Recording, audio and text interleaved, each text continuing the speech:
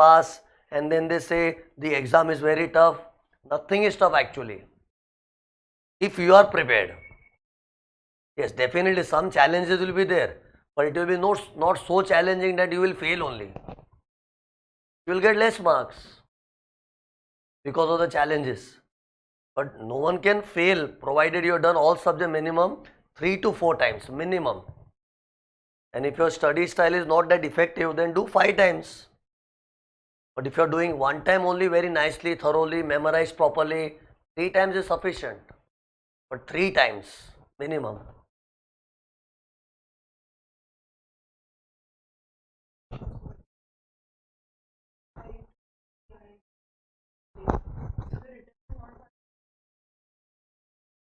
For all. Whether it is 80 IA to 80 RRB or 10 AA, if yes, for all the deduction, return has to be filed on time. And the return is not filed for all 80 IA to 80 RRB and 10 AA.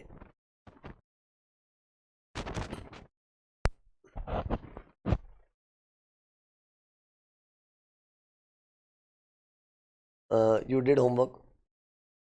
So from there on.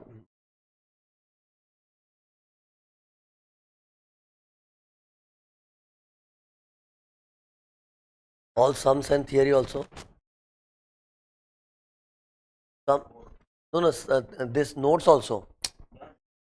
Yeah.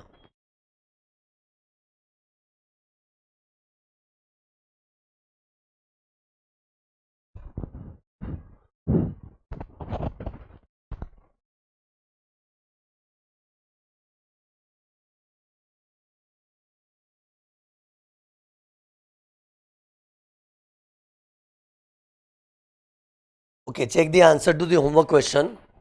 4 questions I had given for homework in assessment procedures. See the first question. Shashank filed his return on 26th June 2025 for the previous year 24-25, declaring income of 1,90,000. Later on, he discovered that he forgot to claim expense of 4 lakhs. Hence, he revised the return. When did he revise? 18th November 2025, declaring a loss. See, originally he had filed a return of income. Now, when he is revising, there is a loss of 2,10,000.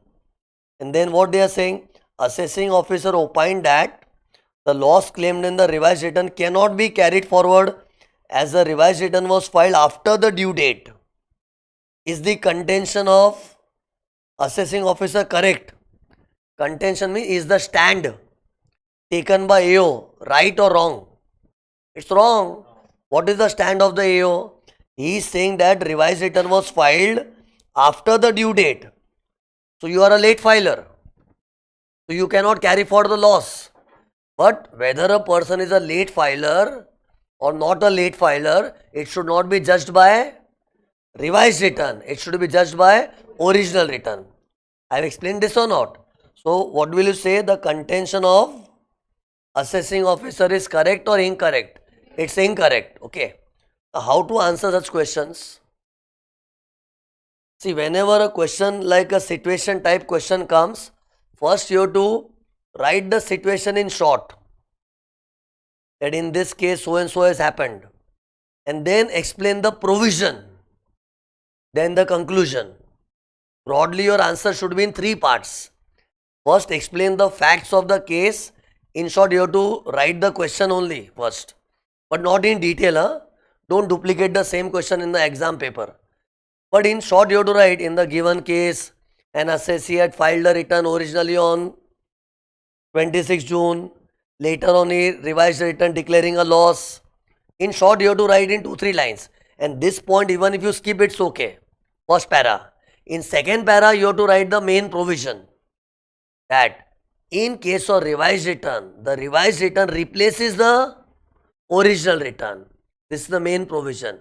And once your original return is filed on time, assessee cannot be treated as a late filer just because the return is revised at a later date. This is the main provision, main body of the answer. And then at the end, conclusion. So whenever you are thinking, how should I write my answer? How should I write my answer?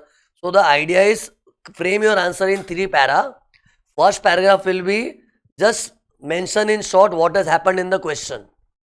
And then in that context, in the second para, explain the relevant provision. And relevant provision, wherever the section is applicable, apply the section, or at least give the knowledge of the provision properly in the second para. Third para will be the conclusion. Okay. So let's see how I've written the answer. See, this is my instruction. That doesn't mean all my answer will be framed like that only. Yeah? But student needs some template that how should I answer.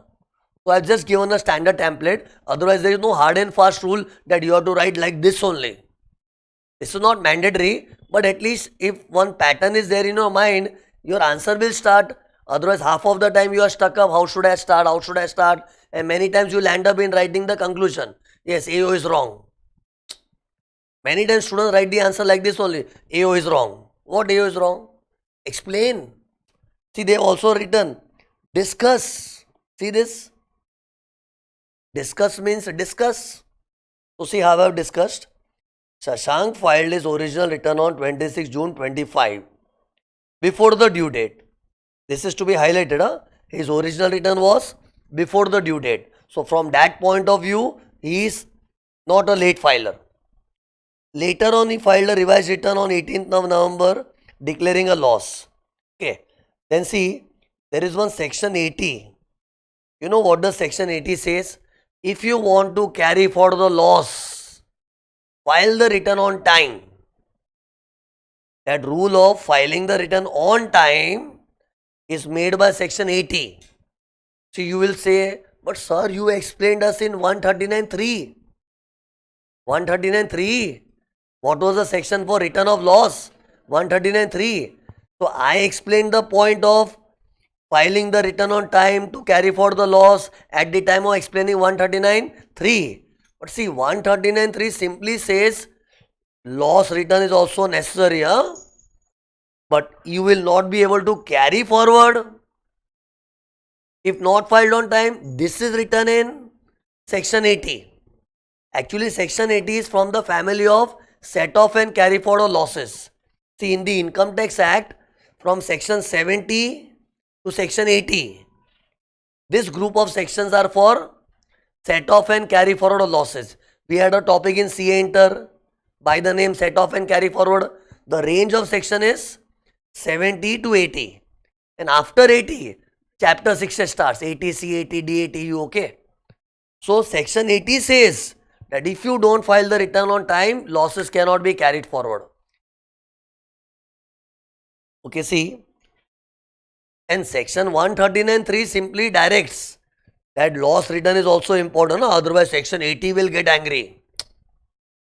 And section 80 gets angry means it will not allow you to carry forward the loss. See what is written.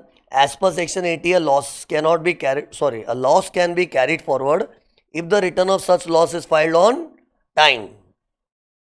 In case of revised return, the date of original return will decide whether the return is filed on time or not. See, this is very important. See, main provision, even if you write in one line, quality will give you the marks. Don't expect that you have to write the quantity. Quantity is not important, quality. This one statement is sufficient to show you have the knowledge. Which statement? Date of original return will decide whether the return is filed on time or not. Because revised return replaces the original return. And since Shashank has filed the original return on time, loss declared in the revised return can be carried forward. Hence, the contention of assessing officer is not correct. See, be familiar with such language. Contention, this, that. Such language you have to use in the paper. So, this was question 1. So, you will notice whatever homework questions I give you, it will be purely based on the knowledge which you are getting in my main lectures. Okay. Idea is what you know. You should be able to apply the knowledge. You know, there are two things. Having the knowledge and applying the knowledge. Having the knowledge is one thing. Applying the knowledge is another thing. And you should be strong in applying the knowledge. Only when you are able to apply the knowledge, then you have thorough knowledge. Okay. So, sums is a way of applying the knowledge. Then question number 2, read. On 14th May 2026, Rajesh received a notice under section 142(1) requiring him to file the return. What is 142(1)? RAI notice. Actually 142(1) contemplates 3 types of notice, RAI. But here they are saying it was a notice to file the return, means it is R from RAI. And what is written? It was requiring him to file the return up to 25th June. I told you, no, in the notice they mention by what date you have to reply. So here he was asked to file the return latest by 25th of June. And then Rajesh is of the opinion that return cannot be filed after 31st December. See, why Rajesh is shocked, that he is asked to file the return in which year? 26-27. What is our previous year in exam? In our exam, our previous year is 24-25. See, they have mentioned also.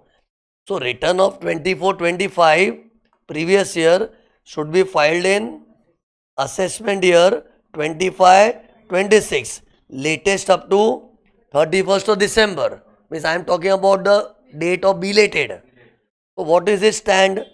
There will be non-compliance of RAI notice. And for non-compliance of RAI notice, 10,000 penalty under section 270,000 penalty under section 272A. So see what he is saying. He is of the opinion that return cannot be filed after 31st December. Is Rajesh correct? He is wrong. Because this return is not voluntarily filed return. It is a return demanded by AO. So that can be filed even after 31st December. Advise him as to what course of action he should adopt on receipt of notice and the consequence of not complying with the notice. So what will you advise him? Please reply. Don't ignore the notice. If he is asking you to file the return by 25th of June, you should file the return by 25th of June. Otherwise, penalty will be attracted under section 272A. How much? 10,000 per default.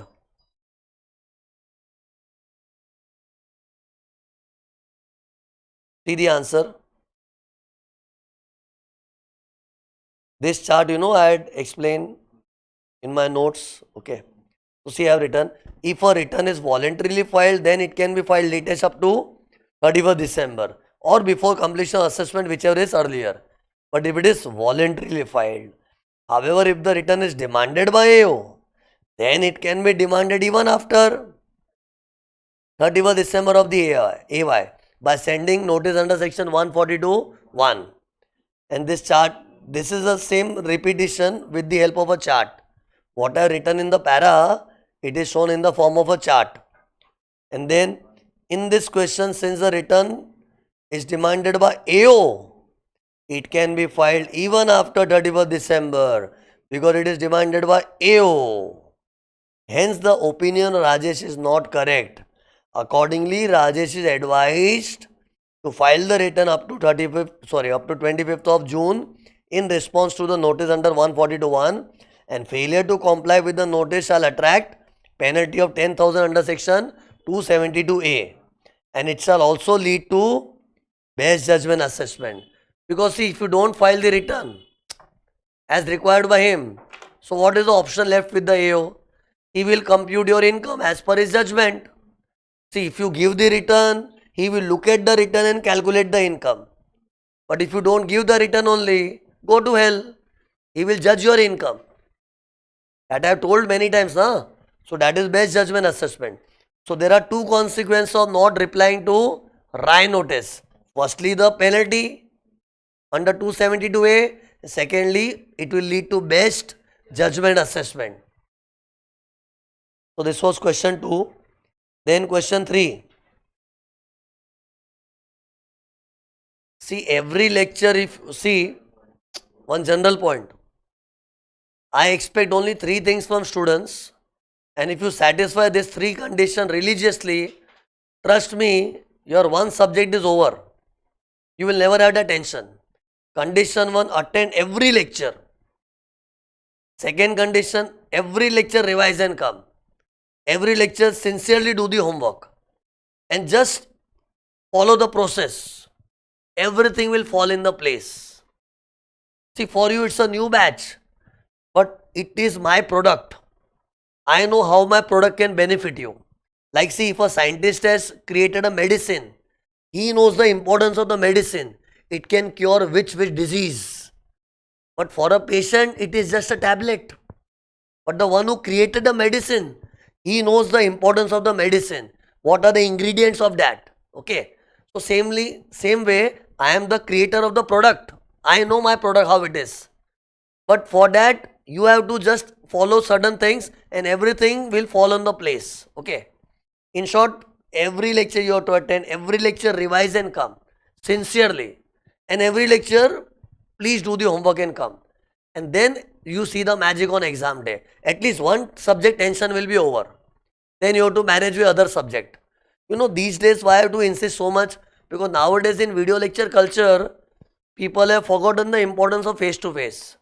But I remember my old batches before COVID. Students used to attend my lecture, every lecture. And there was no choice of video backup. The concept of video lecture did not have so much importance before COVID. So student had no option but to attend the lecture. So what I am expecting, they used to do it by default. Because there was no choice. Because if they don't attend the lecture, they will miss. So they had to attend. And by chance, if one lecture, if they are not attending, they had to do self-study. But they had to attend. And you know, in that process, what used to happen? Students used to tell me, sir, we don't have tension about this subject. We feel in CA final, we have got only 7 subjects. Earlier, there were 8 subjects. Huh? So they used to always tell me, we have only 7 subjects we feel. And why that magic was created? Because of the sincerity of the student. And that was not because they were sincere. They didn't have any option but to be sincere. But now you have an option to be unsincere also. Okay, because you have the video backup. So don't fall back on the video backup. Huh? Anyway, this was general discussion. Question number 3. Read.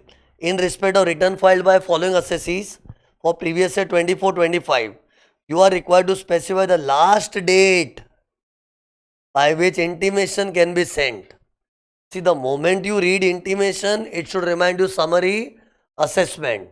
Section 143.1. You have to by heart this section. Huh?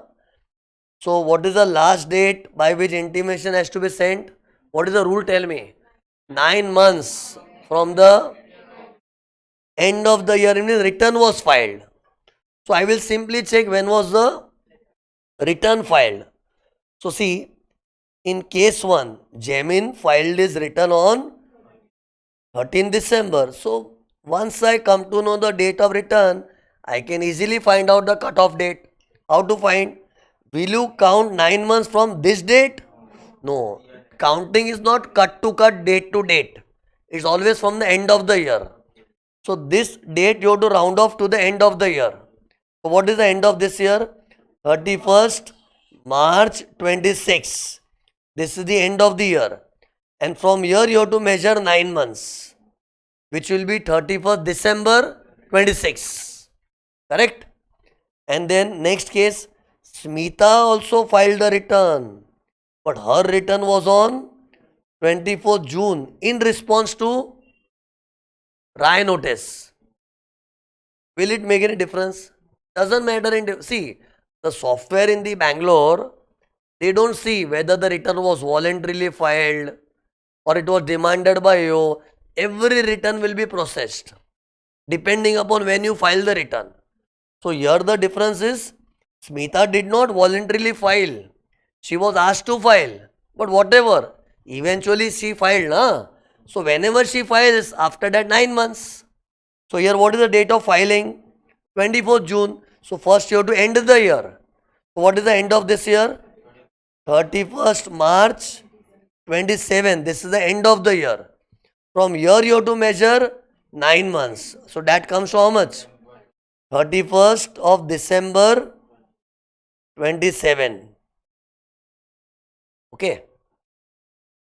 See, here I have explained with the timeline only. See, in the case of Jamin, the filing return date was some 13th December. So, end of the year and then 9 months. You know why I've used a different color here? Basically, I want to show anytime you can receive intimation during this period. See what I'm highlighting. Okay, anytime you can get intimation during this period. And in case of Smita, she filed the return only on 24th June. Wait, there is a printing error. Huh? This is 24th June 26, it was in the question. This was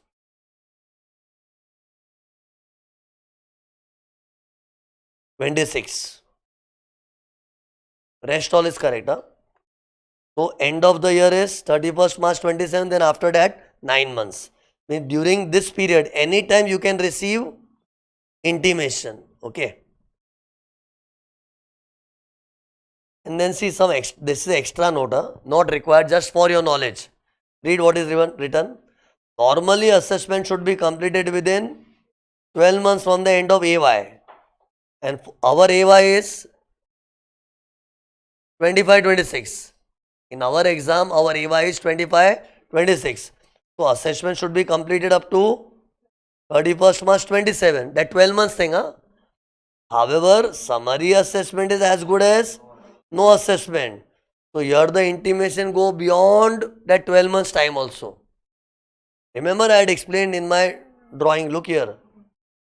Generally assessment ends by the expiry of 12 months. It has to be done. But that 12 months is for the main assessment, main. But summary is main or as good as nothing. As good as nothing. So it can go even beyond the 12 months deadline. Okay. So 12 months is only for the main assessment. Here 9 months can go on and on beyond. It all depends upon when did you file the return. The same thing which I discussed. Only thing is I have written here in the form of a note. This is just for your information, not a part of the answer. Then question number 4, read. Arjun filed his return for previous year 24-25 on 26 July 25. On 16 June 25, he received intimation under 143.1. And after receiving the intimation, he wants to revise the return. After receiving intimation, he wants to revise. You are required to advise Arjun as to whether he can revise the return, which is already processed. He can. This was the last point which I discussed in the last lecture.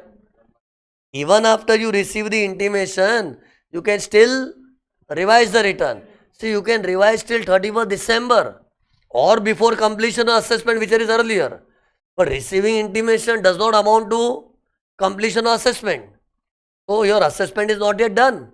And if your assessment is not yet done, you can nicely revise till 31st of December. Here you have to check what you know. 31st December should not have passed. And see, he wants to revise the return after receiving the intimation, right? When did he receive the intimation?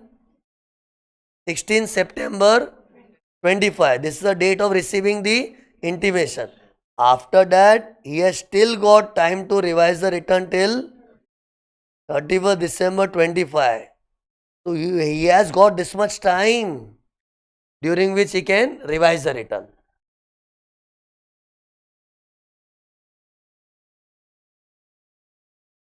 See, one general doubt she has.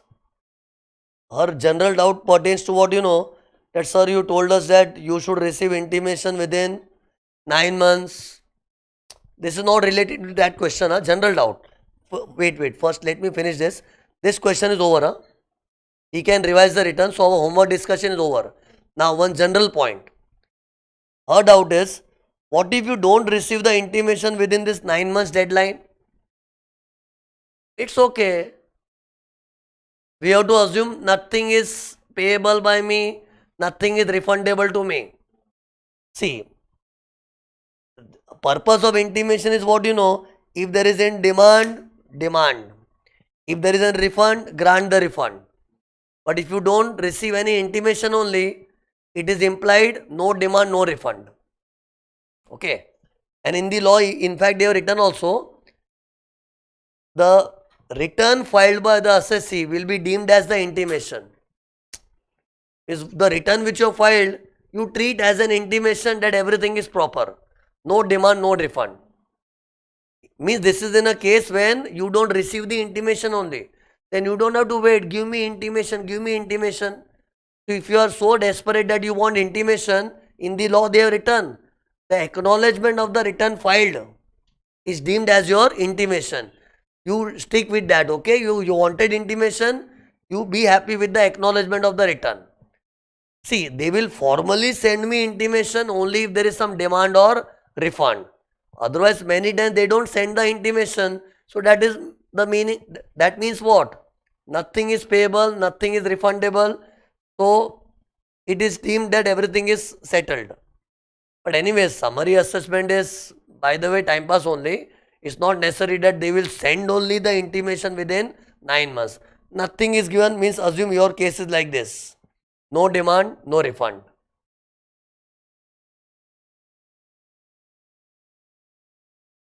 See, her doubt is what? Again a general doubt. AO demanded me to file the return in RAI notice. 142.1 was what? RAI notice. In that, what was our? AO sends a notice requiring me to file the return. So tell me, when will AO send RAI notice, you know? If we haven't filed it up to the due date. See, look here.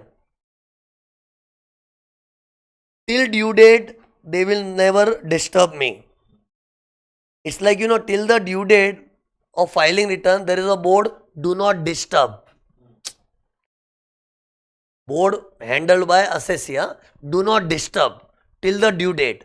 So that means that 142 disturbance starts when? After the due date. So imagine in 142, AO is asking you to file the return. So obviously he is asking after the due date. And after the due date means you are filing the return on time or late. So you cannot carry for the loss. Her doubt was that only.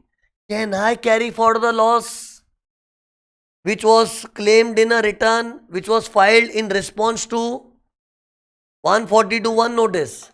See, the fact that you are filing return in response to 142.1 itself means you are a late filer. And to carry for the loss, your return has to come on time. And once you say, no sir, but AO demanded. So AO demands when? Before due date or after due date? After due date. See, this is the area when 142 happens, correct? So this is the area in which if you file the return, your return is late only. And for late returns, losses cannot be carried forward, okay? Anyway, these were general doubts. So in short, today first I discussed the homework sums. All 4 questions are done. Now we'll continue with the theory.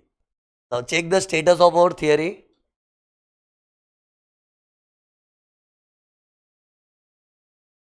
See, part 1 of the chapter we have done. Part 2 inquiry also we have done. Right now we are doing assessment. In assessment also we have got timely assessment, belated assessment. In timely assessment we finished summary assessment. Now next is regular assessment. Now what is regular assessment and how it takes place? See, if you remember summary assessment also I explained like that. What is summary assessment? How it takes place? How it takes place means the procedure. What and the procedure. So here what is summary assessment? It's an assessment done in short without inquiry. And then procedure was lady, inform assessee, give him time of 30 days. Does he have any objection with lady? And then send intimation. That was procedure. Same way here also. First, what is regular assessment? Then what is the procedure of that? So tell me, what is the regular assessment? This is the main assessment. Here assessment is done without inquiry or with inquiry. With full detailed inquiry. Here your return will not be trusted. It will be investigated. That whether you have shown the income truly or not. If you are not true, they will drill you. Tell me the truth, what is your income? So when deep scrutiny happens, it's a regular assessment. This is popularly known as scrutiny. You have heard this word, no? This is so popular word, scrutiny. So scrutiny assessment is nothing but the regular assessment. Tell me why it is called regular. Why the word regular?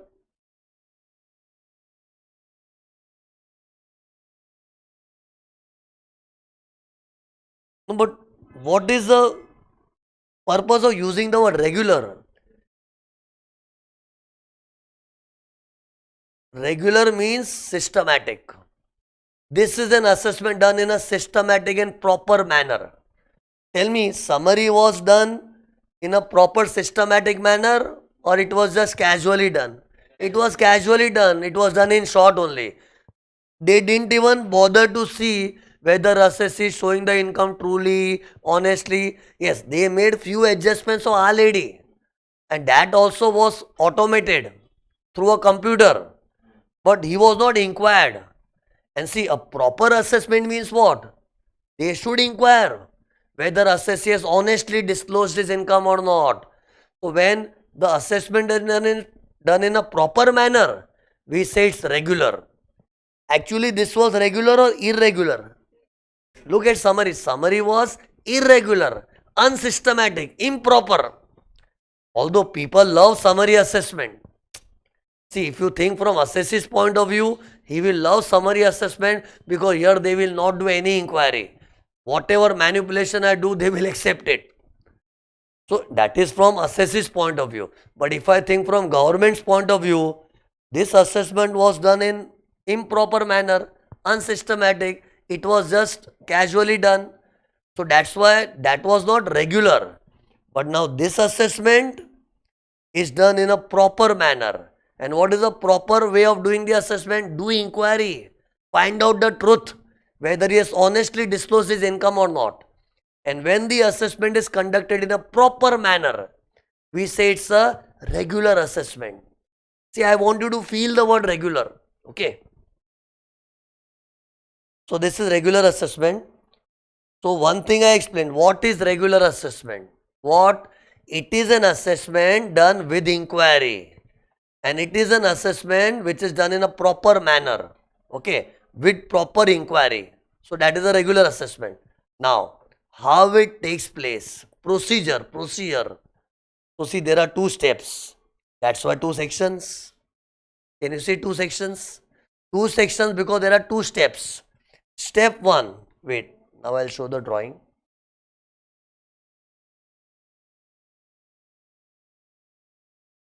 Step 1 is, look, assessing officer will send a notice to the assessee requiring him to attend the office of the AO. His assessee will receive a letter where AO will say, please attend my office. So imagine AO is calling you in the office. So this is step 1. Call the assessee in the office. Okay. And then second step, discussion. After discussing with assessee, calculate the income of the assessee. That's it. Only two steps. Step 1, call the assessee. How to call? Through mobile? No, by notice. They don't communicate through mobile. Yes, come to my office. When are you free? Can you come at this time? Can you come at this time? They will not obviously communicate through a mobile. They will give a formal notice. In that it will be written, you have to attend my office on so and so day at so and so time. Yes, if you are busy on that day, you can say, sorry, I cannot come on so and so day. There is a marriage in my family. I will come on other day. Okay, it's okay. You can change the day, change the time. But as required by AO, you have to attend the office. This is step 1, call the assessee. Call the assessee. Second step, discussion. You know, this drawing shows what? This is the cabin of AO. Feel income tax department. Have you visited income tax department? In Mumbai, it is in BKC, Bandra Kurla complex. It is there at many locations, Churchgate also. But when you visit income tax office, every assessing officer has got its own cabin. So imagine AO, he is sitting in his cabin. I know he looks like he is standing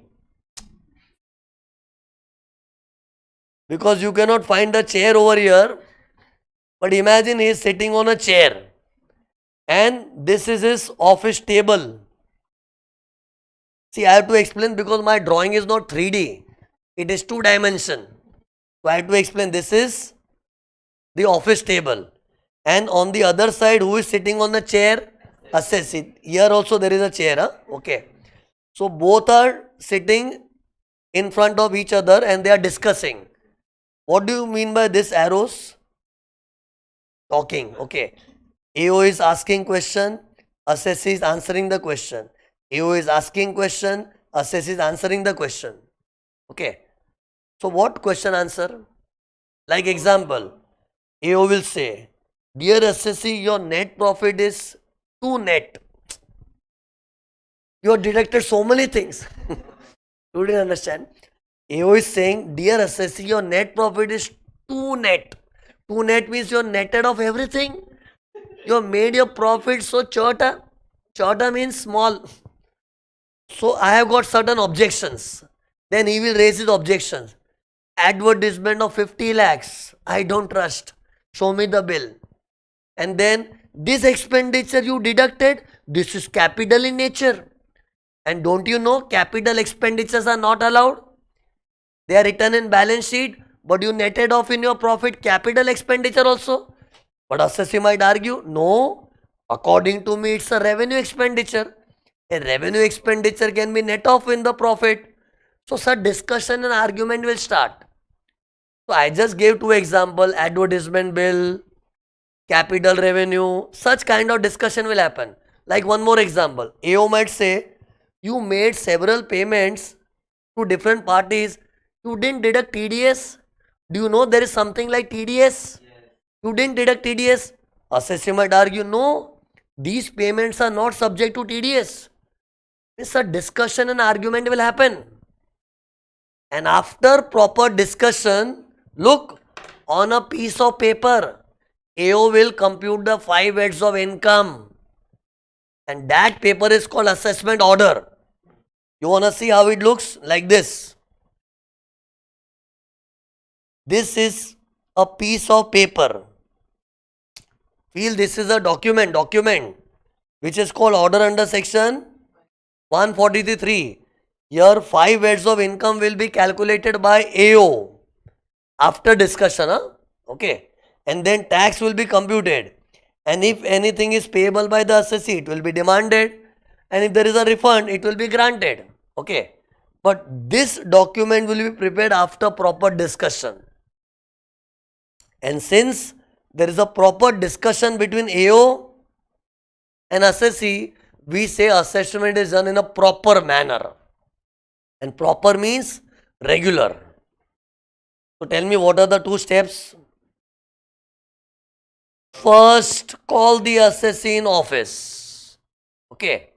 Then discuss with assessee and compute his total income and tax. And see, discussion doesn't get over in 5 minutes. Sometimes multiple meetings. In one meeting, they are not able to conclude anything.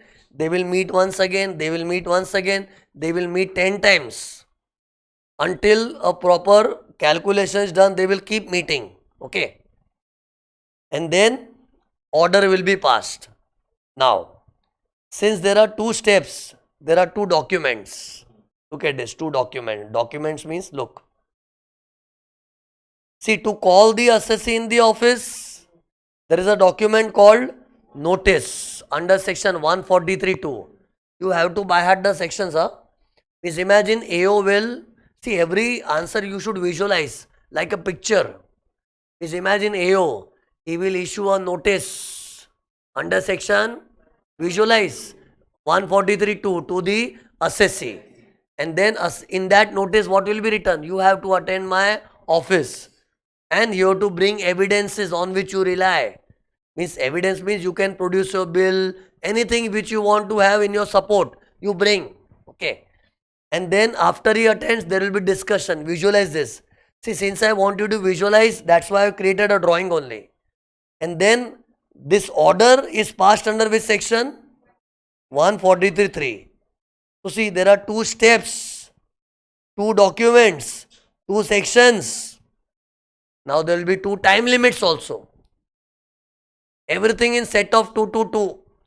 2 steps, 2 documents, 2 sections, now 2 time limits. Now first time limit is, when will AO send the notice? See, everything is time driven. Huh? If I say no, AO will send a notice, there has to be time. He cannot send me a notice after 10 years. I filed a return now, he is sending me notice after 10 years.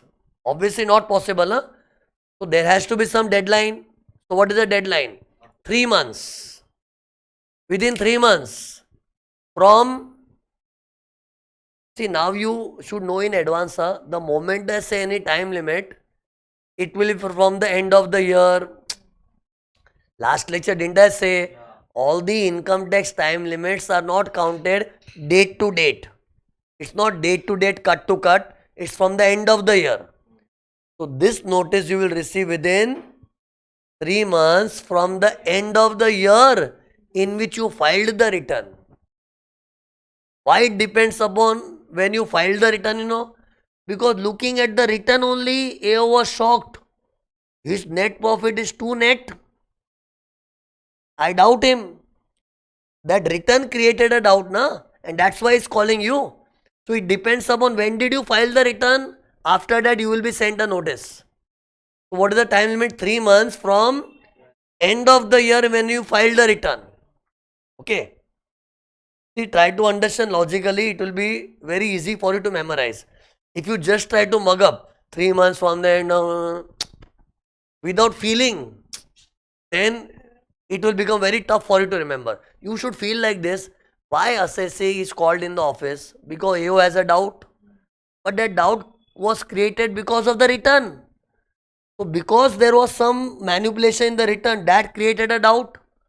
So that's why it depends upon when did you file the return. So whenever you file the return from the end of that year, after that 3 more months, during this period you will receive a notice under section 143(2). This notice is popularly called notice of scrutiny. Notice of scrutiny. Everyone is scared of this section. 143(2) means horrible. This is a notice of scrutiny. And moment you hear 143(1), everyone feels relaxed. Why this gives me a sigh of relief? 143(1), summary assessment. Because in summary assessment, many people get big refunds also. But this subsection, once it is 143(2), it becomes a dangerous thing. This is a sign of they are going to drill me now. Okay, here there is a drilling done by AO with the ASST. Okay. So 3 months from the end of the year when the return is filed. See, it looks like, okay, they have got only 3 months to call me. No, tell me, if I filed my return on 9th June, so when can I receive the notice? 9th June I filed the return. So after 9th June, the whole year is there. Till 31st March. After March, 3 more months. So imagine I can receive the notice anytime after 9th June. I am assuming 9th June I filed a return. So after 9th June, the whole month of June I will be scared. July, August, September, October, November, December, Jan, Feb, March. And after March, 3 more months. April, May, June. So till 30th June I will be scared only. Anytime I can receive notice under section 143(2). And you know what is so scary? Because in this notice, I will be called in the office and I will be questioned a lot. And see, if you are an honest person, you don't have to worry. But 90% people are not honest in income tax matters. So obviously they will be scared. And then order will be passed within 12 months from the end of AY. This I have told you since my first lecture only. Didn't I say assessment has to be done within 12 months? That 12 months has come now. Okay. And this is as good as no assessment or proper assessment. This is the main assessment. Okay. 12 months from the end of AY. Okay. Now see, here some doubts can come. But wait, before that, one more thing. What did I say? When will you receive this notice? of 143 to 3 months from the end of the year in which return is filed. Within 3 months, assessee should receive the notice. Means it should not happen that notice was sent, but assessee received after 3 months. Sent during 3 months, received after 3 months. Not allowed. It should be received within 3 months. Feel the word received. Sometimes what happens, from IT department, the notice was issued. But it was issued at the dead end of 3 months. And by the time I received the notice, it was after 3 months. The notice becomes invalid. You can tear it off. Means imagine you are receiving the notice by speed post. See, nowadays they communicate through email. But still, there are many people who are not technologically updated. So they are sent a notice through speed post.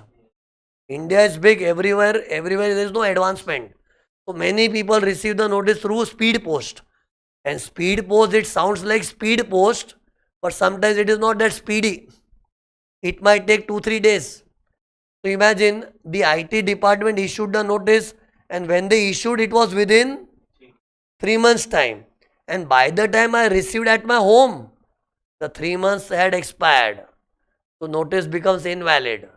You know why? Because in the law they have written, assessee should receive within 3 months. It should not be sent within 3 months. It should be received by the assessee within 3 months. So such questions also they ask. They will create a situation that there was one assessee, he had filed a return, blah blah blah. Then he had sent a notice on so and so date, but assessee received on so and so date. Means they will create a question. And then they will ask, is the notice valid? This notice, is the notice valid? How will you check the validity? It should be received within the 3 months deadline. See, 3 months generally will expire in, generally means what? Always it will expire on 30th June. 3 months is from the end of the year, and end of the year is always March. In income tax, we don't have calendar year, na? Income tax is always financial year basis. So end of the year is always March. So after that April, May, June. So it will be always 30th June. So you check. Before 30th June, if it is sent but received after 30th June, invalid. But before 30th June, it was sent and received by the assessee, then it is a valid notice. And you know why government is insisting that it should be received within 3 months? Because see, what law feels that in 3 months, if you are sending, and then God knows when will he receive, and if he receives so late, when will he come in the office?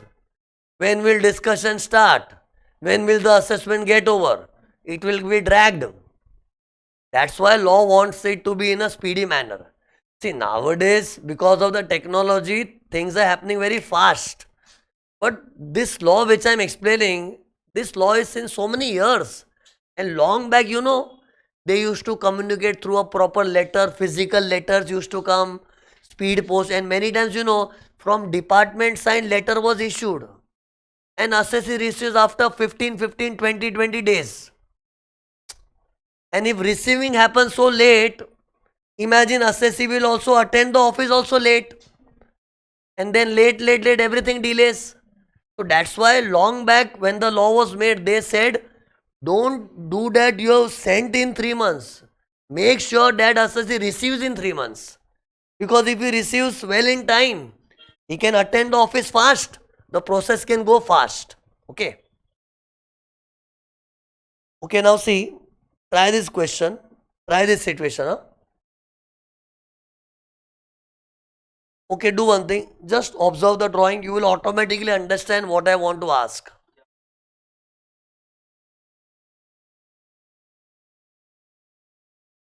Correct.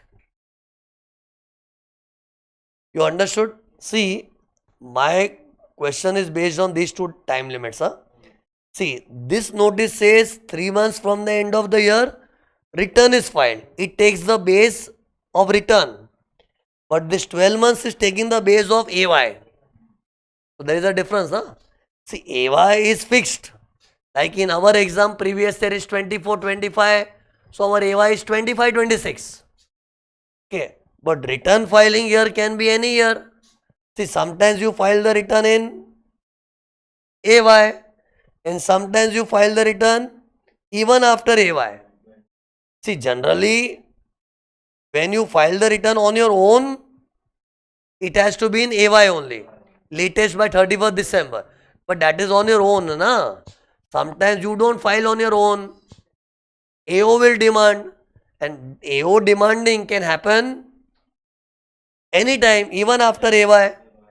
So see, one by one, I will assume two cases. Case 1 and case 2. There are two different cases. So see, case 1, assume I filed a return during AY only. Now whether it was before the due date or it was a belated, whether on my own or demanded, but it was in AY. So tell me, when will I receive 143(2) notice? Can you see this black thing? Anytime during this period, I can speak. I can receive notice under 143(2) and I have to receive during this period. It should not be sent by them. I should receive during this period. Okay. And then let's assume I received. After that, how long the discussion and meetings will go on? Latest by 12 months, they have to wrap up. Latest by the end of 12 months, they have to wrap up. Wrap up means all the discussion should be over and that order should be passed by the AO. Latest by the end of 12 months. And we have time because this 3 months, after that also that 12 months is there. Okay. But this was situation 1, na? Try second situation. Imagine an assessee didn't file the return on his own. Okay, he was silently sitting. I will not file the return only. How will they come to know? But they came to know about your income. And they sent me a notice. Dear, you are escaping to file the return. File the return. So I was sent a notice under 142(1). And then I filed the return. And let's assume I filed the return on some date which was not in AY. It was after AY. So now my return only has come so late. I will receive this notice also very late because this notice depends upon return. So now tell me, my return was on this date. So by which date I should receive the notice? That same 3 months. So see, either up to the end of the year or after that 3 more months. But then these 3 months are going beyond the 12 months deadline. So this is not allowed. In such case, AO has to make sure that he does everything before the 12 months expire. Technically, the time is going beyond the 12 months. Technically, as per the provision of this time limit. As per the counting of this 3 months, the counting is going beyond 12 months. Wait, let me draw a line. It is going beyond 12 months. This is a boundary, this is like a wall. And nothing can get beyond this 12 months. But my 3 months is going beyond. So it has to be ignored. It is understood. So this means what? AO will have to speed up the work. What AO will do, during this period only. He will send the notice, call the assessee, discuss fast, pass the order. Fast track. Just like when your exam comes near, don't you join fast track batches? So here for AO, the deadline is coming near. What is the deadline? This is the deadline. And now see, what mistake AO did, he was not knowing that assessee had not filed a return. He woke up so late. Oh my God, this assessee has not filed a return. Let me call for his return. So he called for his return only so late. But it's okay. Many times we are also late in our exam preparation, but we manage to study in short, na? So AO will also manage to do it fast. Fast means what? What will you do? Once the return comes, at least some time is there, na? So what AO will do? He will immediately send a notice, dear SSC, the deadline is coming. Please come to my office fast. And if SSC says, no, I don't have time, you will have to come. What, you don't have time? My deadline is coming. You will have to come. And at such times, the AO might not cooperate also. And see, one day SSC can give an excuse, no, this day my family function is there, on this day so and so problem. But one day can be decided to meet.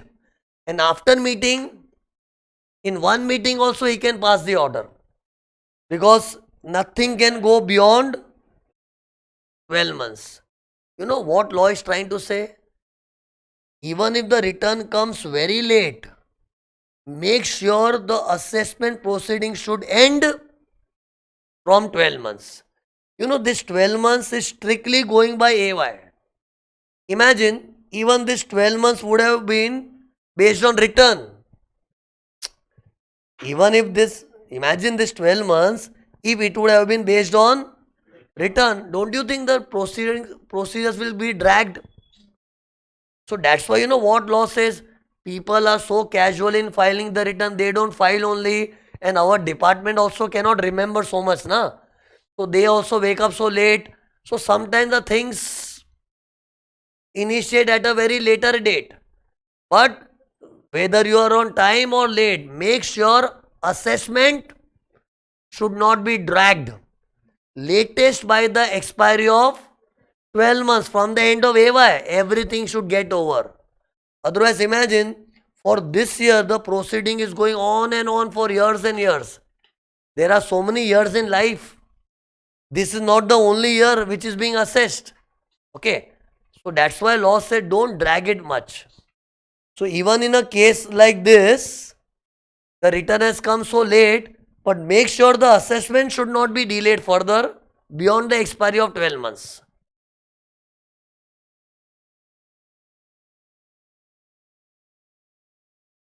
See, her doubt is what? This return, wait, I will shift. This return, look at this, wait, sorry. This return, can you see this R? It came so late. But see, that is the planning of AO, na? See, when AO is sending you RAI notice, and when he knows my 12 months is going to expire now, so he will not give you much time. He will say, file the return within 3 days. Because filing the return just requires 1 day. So you have to speed up. So he will not give you much time. But let's assume in the worst case, the time is lost. Means this 12 months is lost. Either the AO got late or assessee submitted the return late, whatever. Due to any reason, if the 12 months deadline expires, we say assessee has escaped.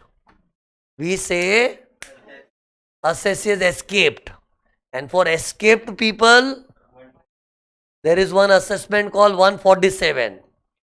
See, when I am discussing this scenario, many extreme things comes to the mind of a student. So you think extreme. In worst case, what will happen? Tell me. This 12 months will lapse. It's okay. In the eyes of law, you got escaped. And for escaped assessee, there is 147 section which will come later. Okay. But that is the worst. But don't worry. If I am assessing officer, if I wake up during 12 months, I will make sure I will do the things fast. I will not let the assessee escape. Because escaping assessee, the provisions are very tough in 147 section. So if I am assessing officer and once I know 12 months is still there, I will speed up the work. Just like when your exams are near and you want to pass only, you will make sure to do anything in short, but you will go for the exam. So that way AO will also make sure to do it fast. He will give less time to file the return. He will not do much discussion. In one meeting only he will wind up. Okay. But in worst case, if he feels the time of 12 months has lapsed, it's okay. Assessee becomes escaped. And for them also there are some provisions. Escaped assessee. Okay.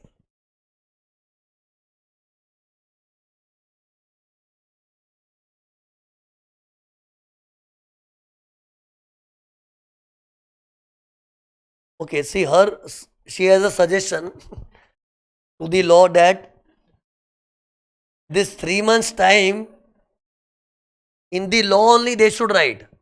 3 months or see her doubt came from what you know that sir this 3 months has got no value na because it is going beyond 12 months.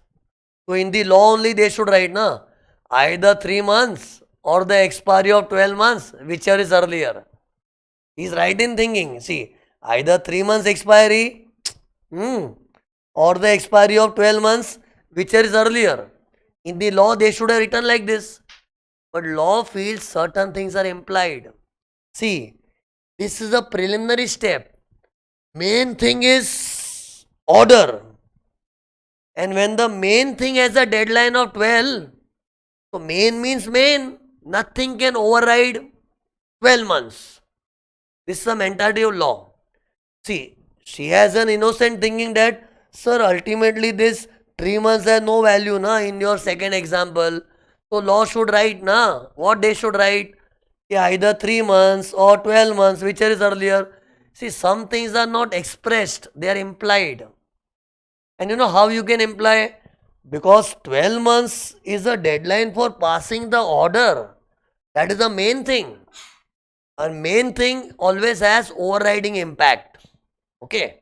Like see, if I announce a batch for May attempt in the month of April, for May attempt, I announce the batch in the month of April only. And students are joining also. So generally my batches take 3 months to complete. Generally my batches takes 3 months to complete. But then exam only is in May. So I have to finish in April only. It is understood now. Do I have to mention? No, either 3 months or May, whichever is earlier. Students are appearing in May. So that is the main thing. So even if I announce the batch in the month of April, generally for which I take 3 months to complete, it is understood that I have to finish before May. It's kind of that. So here, although the deadline is 3 months, but it is understood that it has to get over by 12 months. See, after some time, you know, you will notice what? This 3 months, 12 months, this time limit I can remember. But base, you will forget. Base. So, you know what is the idea? The moment I talk about any time limit, focus on the base. Because this 3 months and 12 months or whatever 9 months, it will be soon it will become very simple for you to remember. Because you will be repeating so many times, so you will automatically remember. Where will the confusion lie? From where to count? And that also will become simple if you understand conceptually. See, so much of concept I put in this. So, you know, so much of feelings are attached. So, when feelings are attached in the answer, it becomes memorable. Okay. Wait up. Yeah.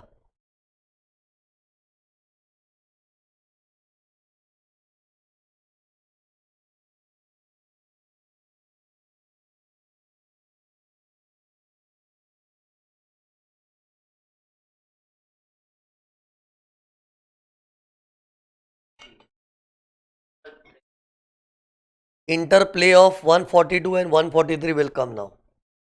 Means how 142 and this. I'll come to. After I discuss that, automatically your doubt will disappear. Still, if you have a doubt, we'll discuss. One thing is still there. Next is that only. Yeah. Okay, sorry.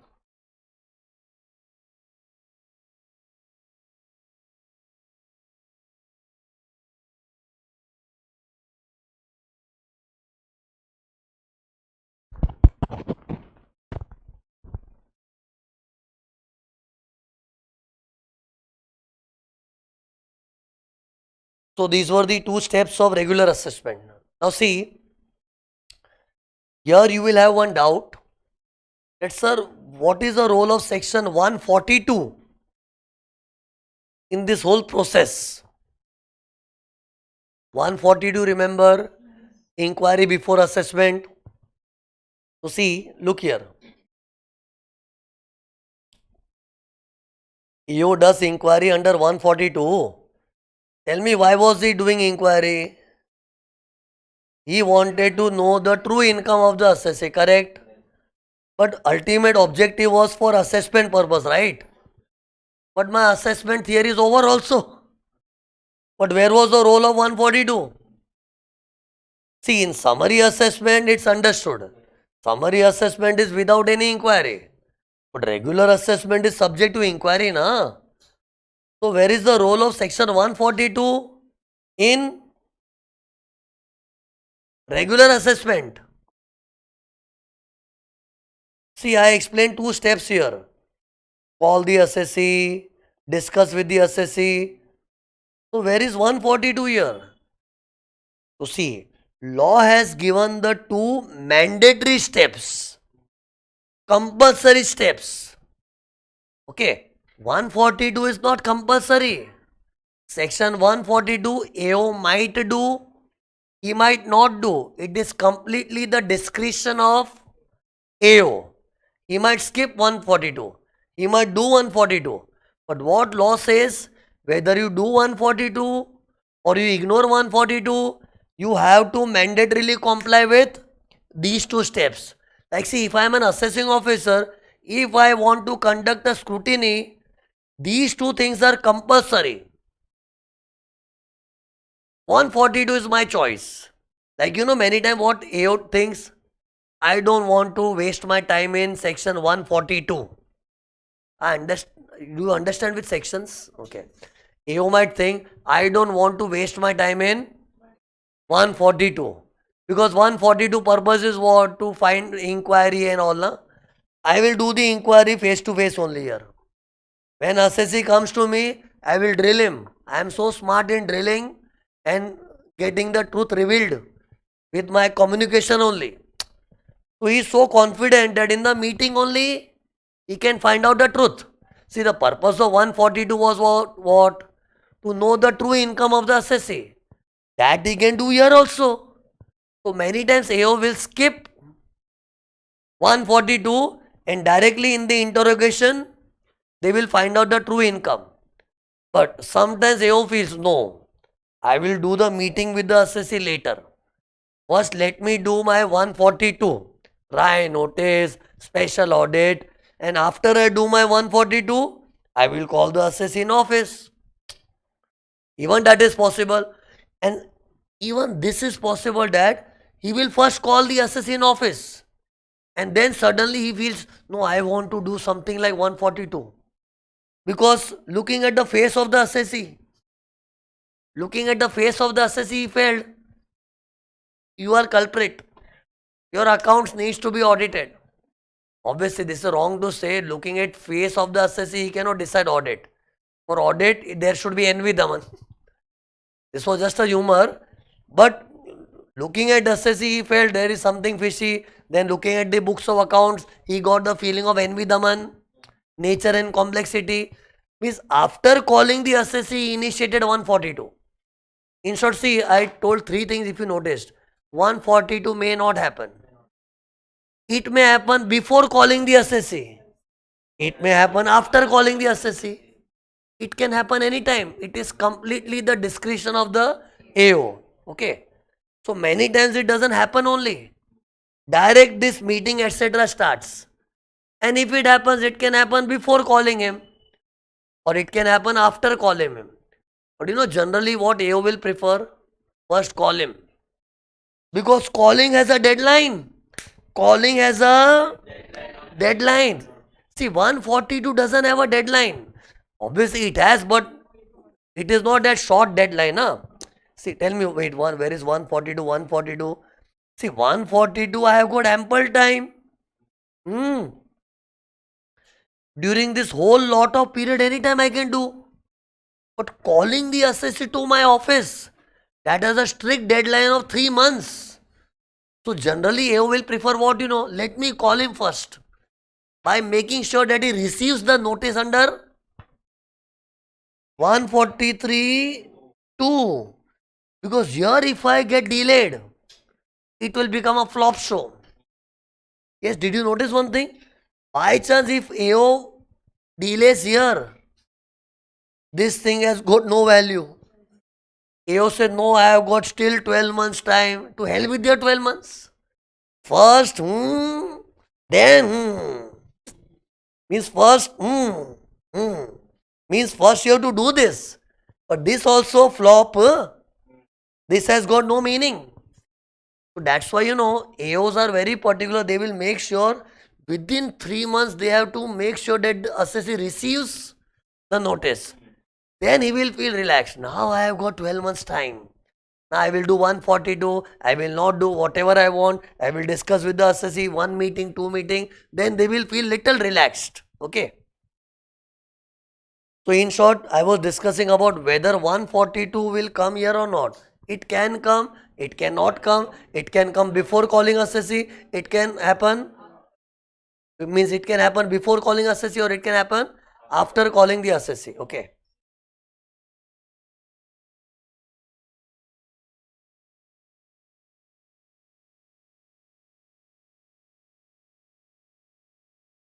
See, her doubt is what, AO did 142. AO did 142. In 142, like Ryan noticed there was information. So he called for some information. He asked for the accounts also. But he was very happy. Very good boy, good boy, good boy. So he didn't have much doubt. He will not even do this. So many times 142 will close casually. Means when 142 happened, assessee was scared. Why am I asked for information? Why I notice? Why this? Why that? Why audit? So assessee did everything. But after that, no reaction of AO. It was shut down like this only. It might happen. Either AO was not having time, or even if he was having time, he felt nothing is fishy. Everything seems genuine. So in short, many times 142, it starts with so much of excitement. Come on, assessee, now we are gone. It starts with a lot of excitement, but nothing happens at the end. Even that is possible. So in short, anything is possible with this 142. It may happen, it may not happen, it may start with excitement and it will shut down with nothing. Or it may start with excitement and it will end up in the detailed scrutiny. Anything is possible, okay? So this is regular assessment. Regular assessment is done. But, the thing which I was explaining was a face-to-face assessment. This was face-to-face assessment. See the face. Can you see two faces? This was face-to-face. Nowadays, most of the cases assessment is done in faceless manner. But how assessment takes place in a faceless manner? It will be taught at a later date. It would be wrong to teach at this stage. But why I am mentioning, because in your mind it might be going, sir, what you are teaching in my office, they are talking about faceless only. But you are teaching something face to face. See, when you are studying income tax, first you have to understand the provisions of face-to-face assessment. See, this is face-to-face, correct? First, you have to be thorough about the main provisions of face-to-face. And then, faceless assessment is to be studied at a later date. Because the procedure of faceless assessment requires some knowledges which will come in future topics. So, whenever faceless assessment comes to your mind, be assured sir will teach at a later date. Okay. But you understand what is faceless? Faceless means what, assessee and AO, they will not meet. Assessee is sitting at his home, AO sitting in his department, and they don't know each other. Yes, they know the name. AO knows the name. This is Shirish Vyas. How he looks, Where he stays, means where he stays nahi, but how he looks and all he doesn't know because he has not seen my face, and even I have not seen the face. So nowadays assessment happens in faceless manner, but how it exactly happens, that I will explain at a later stage. So this was faceless or face to face? Face to face, okay. Even in our CA coaching it has become faceless now. Many of no, actually it is partially faceless because students can see me. I cannot see my students. When they see my video lectures, they can see me. Oh, Shirish sir looks like this. But I cannot see the students, so partially it is faceless. Complete faceless means what, you know? Students will also not be able to see me. So here it is complete faceless. Neither assessee can see the AO, nor AO can see the assessee. Completely faceless. And you know why government has initiated faceless? To avoid bribes and corruption. Earlier, you know, when assessee was given a chance to meet AO, assessee used to give bribe under the table. Because you know, assessee used to let me meet the AO. I will greet the AO. I will greet the AO means I will bribe him. Okay. I will greet him so nicely that he will close my file like this only. Okay. So that was the corruption happening in past. So when we were doing articleship, we were taught this only. Don't worry, anything happens, we'll manage. We'll manage means uh, nowadays also happens, but it is reduced to lot of extent. To lot of extent, it has been reduced because earlier, you know, every case was handled with rishwat. You understand rishwat? Yeah. Bribe. Okay, bribe. Every case with the help of bribe. Sometimes you have to give less bribe, sometimes more bribe. Every case was handled with bribe only. But nowadays, to lot of extent, it is reduced because of the initiative by Narendra Modi. His mission is corruption-free India. But that can be a dream only. It cannot become corruption-free. Corruption can be reduced, but it cannot become free. So the regular assessment is done. Then, next is what? You should know the flow. You know, this is my GPS. GPS, you understand GPS? When you have to arrive at a particular location, don't you start your GPS on the mobile? And through GPS, you know, next turn, left turn, right turn. So that's why you should know next is what? After doing this, next is best judgment. And you know, GPS becomes so convenient.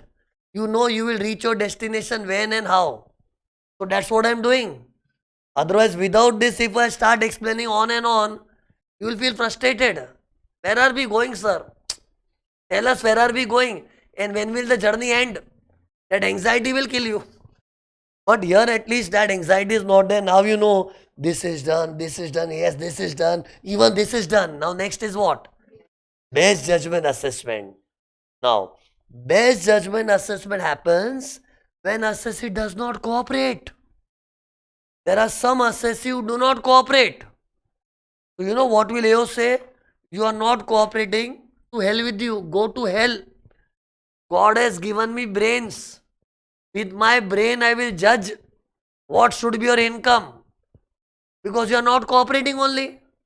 See, if the assessee is cooperative, then face-to-face meeting will happen and after discussion assessment will happen. That is regular. But here again it is irregular. See, regular means what? Two parties should meet. They should discuss. And then they should arrive at the final income. But here, the two parties will not meet. Here, assessee will not be involved only. In best judgment, assessee will not be involved in the meeting. Why? Because he is not cooperating. See, it will be something like this. Look here. Feel the drawing. Can you see the cabin of AO? This is AO's office table. On one chair, AO is sitting. And can you see the other chair? Who is there? No one is there. Because assessee is not involved. This is called ex parte assessment. Ex parte. Ex parte means excluding the other party. Who is the other party? assessee. He is excluded. And assessee says, no, I want to come to the no, get lost. You never cooperated. And if assessee does not cooperate, he will not be involved in the meeting. AO alone will calculate your 5 heads of income. And can you see my AO? He is so angry. You didn't feel the anger? See the fire coming. See the fire. Why is so angry? Why is he so angry? Because assessee is not cooperating. But you know what law says? Relax. In your anger, don't do anything wrong. See, there are different type of people in this world. Some people are bad. Let the assessee behave bad. But you control your temper. Relax. Your judgment should be best and honest. Your judgment should be best and honest. Otherwise, you know, in your anger, sometimes you might do, you didn't cooperate, now you see, your income is 20 crores. Any amount he will impose. That is wrong. That's why the law uses the word best. Best means you have to act neutral and honest. Means you should not get so hyper that why is he not cooperating? Now I will show him how much tax I can demand. That is wrong. That's why the law has used the word best judgment. Means in the sense AO should honestly judge that what should be your income. Removing my anger. See, this is just to show that reality is he is angry. But law is expecting control your anger. And judge honestly what should be the income. But tell me how to judge someone's income. Many times I told you since my first lecture that I will judge his income, but judge means how to judge. Imagine, I have never seen you. How can I judge your income? Like Karan. Now I know Karan also, but then how will I judge what he is doing? Whether he is earning this income, how to judge? Return of past years. You know what AO will do? In this year you didn't cooperate, na? Maybe last year's return is there. Past to past year, he will take past year's return as the base. And if that is also not available, he will inquire with GST department. He has got 142 thing. Means by any way, he will judge what is your income. But he cannot do guesswork. Guesswork means what you know? Income from salary, okay, let me put nil. Income from business, 5 crores, no, 9 crores. This is guesswork. Any random guess. That should not, that's why the law says best. Best means no guesswork. It should be a best judgment and your judgment should be driven by some material. Can you see this? What is this? This is not a cup of tea. This is the materials gathered by AO. Okay, I forgot to show this thing in the previous drawing also, yeah? See? See, here also, you saw what was this? You thought it was snacks? Sorry, my bad, I didn't explain that, huh? See, this was materials gathered by the assessing officer. Materials means any documents. It can be the copy of the return. It can be the special audit report. So, these are the documents gathered by AO. And these are the evidences produced by assessee to prove that I am genuine, I am honest. Like assessee might produce bills. See, I wanted to explain this, I forgot. Huh? So, see, in the law also they have written, regular assessment is done on the basis of material gathered by AO and the evidence is produced by assessee. Keeping that wordings in my mind, I created a drawing. Wordings came first in the law, then I create the drawing, na? So my drawing was made up with what wordings? Regular assessment is done on the basis of material gathered by AO. Material can be anything, huh? And evidence produced by the assessee. But in best judgment, what is happening? Materials gathered by the AO plus judgment of the AO. And see, if this thing is not there, AO is simply using his judgment, then it is a guesswork. then you're merely guessing your income should be this, your income should be that. That is wrong. See, we understand assess is not cooperating, but when you're judging someone's income, your judgment should be supported by some material. And that material can be, tell me what can be this thing? Return of past year, some information from GST department. GST department has showed that his sales is this much. So that figure of sales can help me in judging your profit, na? So there should be something plus, see the plus sign, plus my judgment. Then only it will become a best judgment assessment, okay? You know, I said two things for the word best. Firstly, it should be honest. In your anger, don't try to harass the assessee. Honestly judge what should be the income. Second, there should be no guessing, no guesswork. Your judgment should be best. But you know, although he applies the judgment in the best manner, many times the assessee are not happy. What nonsense. You are demanding so much of tax. I don't agree with this. Assessee can file an appeal. Assessee can file an appeal. But how to file the appeal, I will not discuss now. You know what is my next chapter? Appeals. After this chapter, our next chapter is what? Appeals. Beta. Yeah. Because after every assessment, there is always a possibility of appeal. So that's why see my flow. First I am teaching assessment procedure as chapter 1. And after assessment, there comes appeal. So right now I am just saying that although the law is insisting your judgment should be best, best, best, but assessee might not feel best. He might think it was worst. I understand I didn't cooperate, but at least judge my income in the best manner. You judge my income in the worst manner, I will fight. You can fight also. Huh? Many students find it funny. Why you want to fight? First you didn't cooperate, now you want to fight? Why not? See, I didn't cooperate, that's my problem. But your judgment should be best. That's your duty. But why didn't you judge my income in the best manner? I don't agree with your assessment order. I will file an appeal. Means appeal can also start. Huh? Anyways, how that appeal will go, we'll see later. Right now, what is best judgment assessment? Whenever assessee does not cooperate, assessee will AO will compute the income alone without involving the assessee. And it will be done based on his judgment plus materials gathered by him. And his judgment should be best and honest without any guesswork. Okay. And then see, eventually what will happen? Order will be passed. See, by applying his judgment, what is he doing? He is calculating salary, house, property, business, capital against 5 heads. And then he will calculate the tax. And if something is not paid by the assessee, it will be demanded. See, a refund will not come. Huh? Demand. See, assessee is not a VIP. He doesn't want to show any interest. He doesn't want to cooperate. And he thinks AO will do. He will put efforts and give him refund.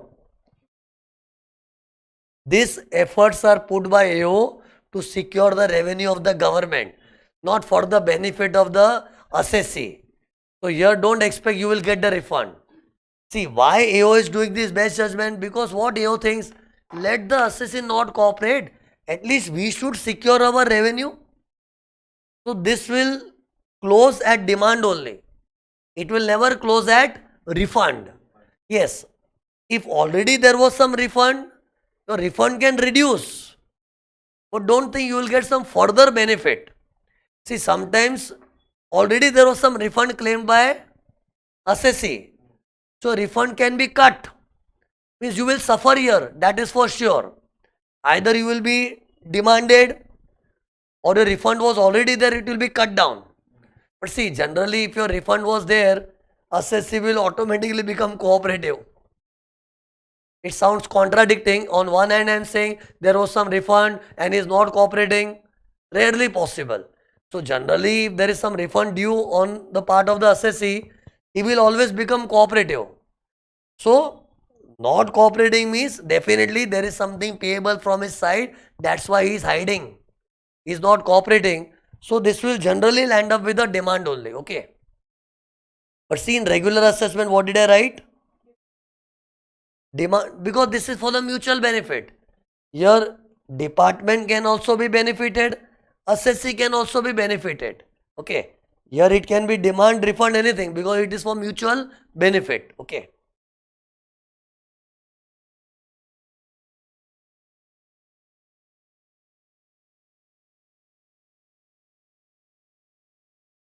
See, her doubt is what you know. Can assessee question AO's judgment? That will be an appeal. See, once this order is passed, you know, what AO will say, dear assessee, keep this order. You like it or you don't like it, keep it. It will be like this only. You have got so much problem, then go for appeal. But don't discuss with me. How did you judge my income? I judged what I felt fit. You have any problem? You go for appeal. Now you cannot discuss with AO, na? If you wanted to discuss only, you should have cooperated. First you don't cooperate. Now you want to question AO that how my income is like this. Now whatever problem you have, go in appeal. My job is done. In short, assessee can challenge. But don't go to AO and start arguing with him. Argument will go at appellate authorities. And who are there in appeal, I will discuss in the next chapter. But don't argue with AO now. What is this? This is not the right way. What you did? You just created such a big tax liability. So you cannot argue with AO. If you have any problem, you can go for appeal. And for appeal, you have to go to some different authority, which I will explain in the next topic. Now, don't think this section is over. You know, 144 comes into play when assessee does not cooperate. What do you mean by does not cooperate? There should be a definition of non-cooperation. Because see, if it is not defined, for every silly thing AO will say, he is not cooperative. I don't like this guy. He is not cooperative. For every small point he will blame, you are not cooperative. And this will amount to harassment. So what do you mean by does not cooperate? It is defined in the law. So ask me, sir, what is non-cooperation? Please ask me. Okay, now see, since you asked me, I will answer. You asked what? What is non-cooperation? See this. Not respecting these sections is non-cooperation. This is defined in the law. Only when the assessee fails, here AO has got right to do best judgment assessment. So see one by one. What is 139.1? Voluntary return. Okay. You know what AO says? Voluntary means what? You should file the return on your own. But these people don't understand only. We are insisting voluntarily file, voluntarily. But you don't respect only that voluntary thing. Now I am angry. Then 139.4 belated. Now AO says, we understand sometimes you are tied up in your work that you don't get much time. At least file the return late. We are giving you the facility of filing late also. But that also you don't bother. Nonsense. I am angry now. Belated. Then, wait. Wry notice. AO is saying, okay, you didn't file voluntarily. You also missed to file belated. At least when I am asking you to file the return, please file. Asking means wry notice. What are we asking? File the return. Or if I am asking accounts, I am not asking your money. I am asking your accounts only. You can give the accounts. You are not that VIP. But you are not bothered. Nonsense. Then I asked you to get your books audited.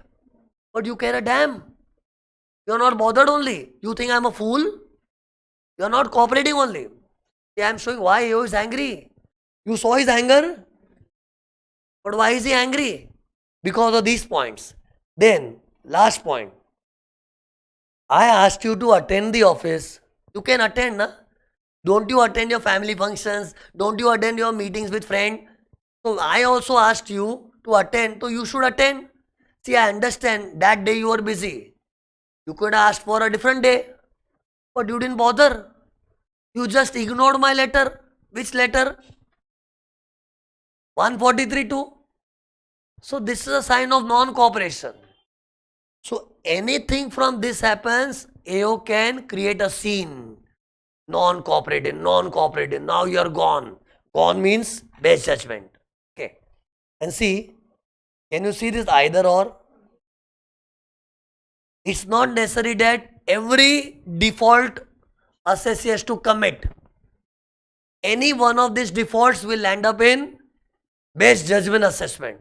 Any one of this thing. So see, many times AO can get angry with this point only. Voluntary means what? On your own. Why didn't you file on your own? Why didn't you file?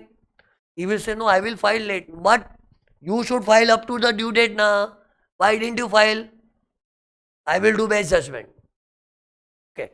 Means just one single point, he can create a scene. Okay.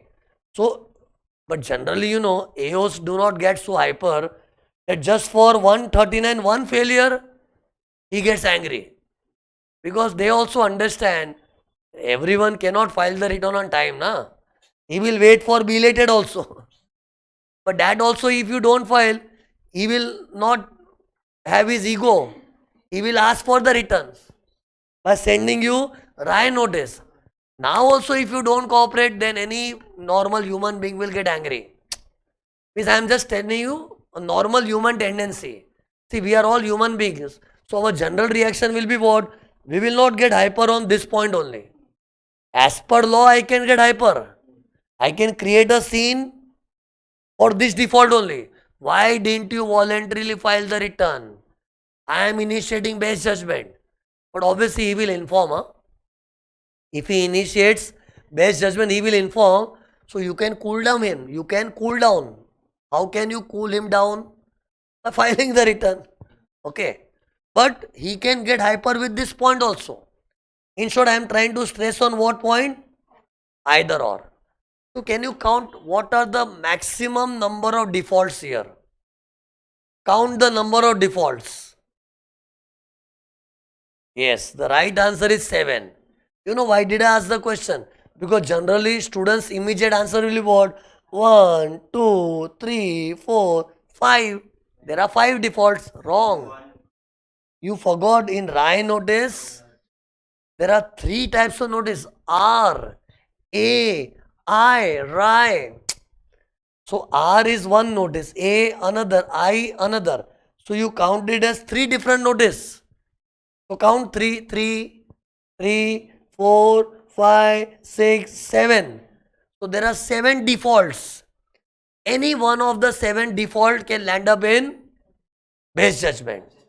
But in the law they have written, AO, you are right in getting angry.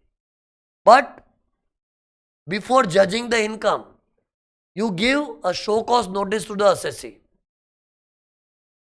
You give a show cause notice to the assessee. What is show cause? Show, feel the word, feel the words.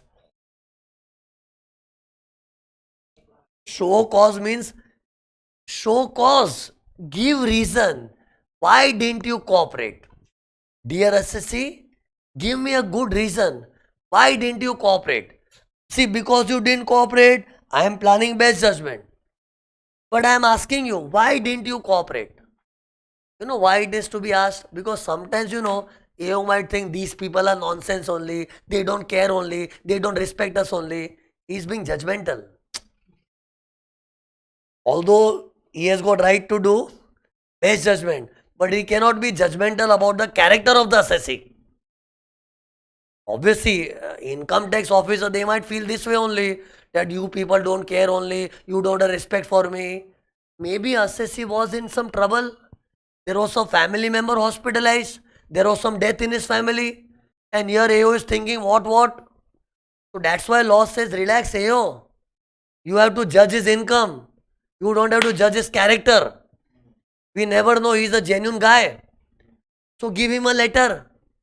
And there you ask him, dear, why didn't you cooperate? Give reason, show, cause. Show means give, cause means reason. Why didn't you cooperate? So your assessee will go to AO's cabin. Means they will meet, huh? This will be face-to-face meeting. And assessee will say, I am extremely sorry. I know many times you sent me the letter, I never replied. But I was in serious problem. There was some family matter, this and that. Some explanation you have to give. Wherein AO feels, oh, this was the problem. I was thinking so negative about you. But you have genuine problem. It's okay. Now I am cool. Now tell me, when are you coming for the meeting? So see, the plan of best judgment is converted into regular assessment. So even that is possible. That is the reason law says, don't assume that assessee is a bad guy. He might have some genuine problem. That's why it is necessary to issue a show cause notice. Okay. But after the show cause notice, if AO feels, what useless reply you got? See, assessee was asked for what? Why didn't you cooperate? You know what assessee said? I didn't cooperate because I was busy. I don't even have time to talk to my children or my wife. So I could not find time to reply you. I am busy. So this is a nonsense excuse. So AO will say, you gave your reason, huh? You have shown the cause and your cause is hopeless. You get out. Why? You will have to get out. This is ex parte. We have to exclude the other party. No, I will say, no, get out. Or otherwise I'll throw you out. Means, if the assessee's reasons are hopeless, then he will not be involved in the meeting. It will remain ex parte. Okay. But that formality has to be done. Show cause notice. See here, there are two steps. First, show cause. Then only judge the income. First, show cause. And in show cause, the reasons are hopeless. Means assessee is giving any bullshit reason for his non-cooperation. Ignore him. Proceed under 144 and do the best judgment assessment. So these are the two steps to be followed. Okay. But see, there is one good exception here. Huh? If assessee has failed in replying to the RAI notice, he will not be given a show cause notice. This is very important point. Did you hear? What did I say? If assessee fails to reply RAI notice, if that is his fault, he will not even get a show cause notice. Direct best judgment order. Direct. Means this step will be skipped. Direct pass the order. If assessee has failed in RAI notice. You know why? Because someone failing in RAI notice, AO feels it is height of something. It's too much. You are really mad. Because you know RAI notice, what is our return? AO is saying, I had to ask for the return. Still you are not filing. Shameless. See, generally you should voluntarily file. Voluntarily. And if not on time, then belated. But here I am asking for your return. You are not a VIP. You are not a Prime Minister of the country. But still I have to ask, please submit your return. That also you don't bother to reply. This is height. So in such case, don't expect that you will get a show cause notice. Directly we'll do the best judgment assessment. See, what I am trying to say, this is a grave mistake. This is not a normal thing, normal human error. This is height of shamelessness. Why shamelessness? That someone is asking for the return, but still you are not bothered. So obviously, what do you expect from department? They will always behave cool. So in such case, they will directly do best judgment. Okay. And if you have some genuine problem in not filing the return, You reply in one that I am not able to file the return because of blah blah blah reason. You will not be separately given a show cause notice. Even in RAI notice there are two more points, sir. Accounts and information.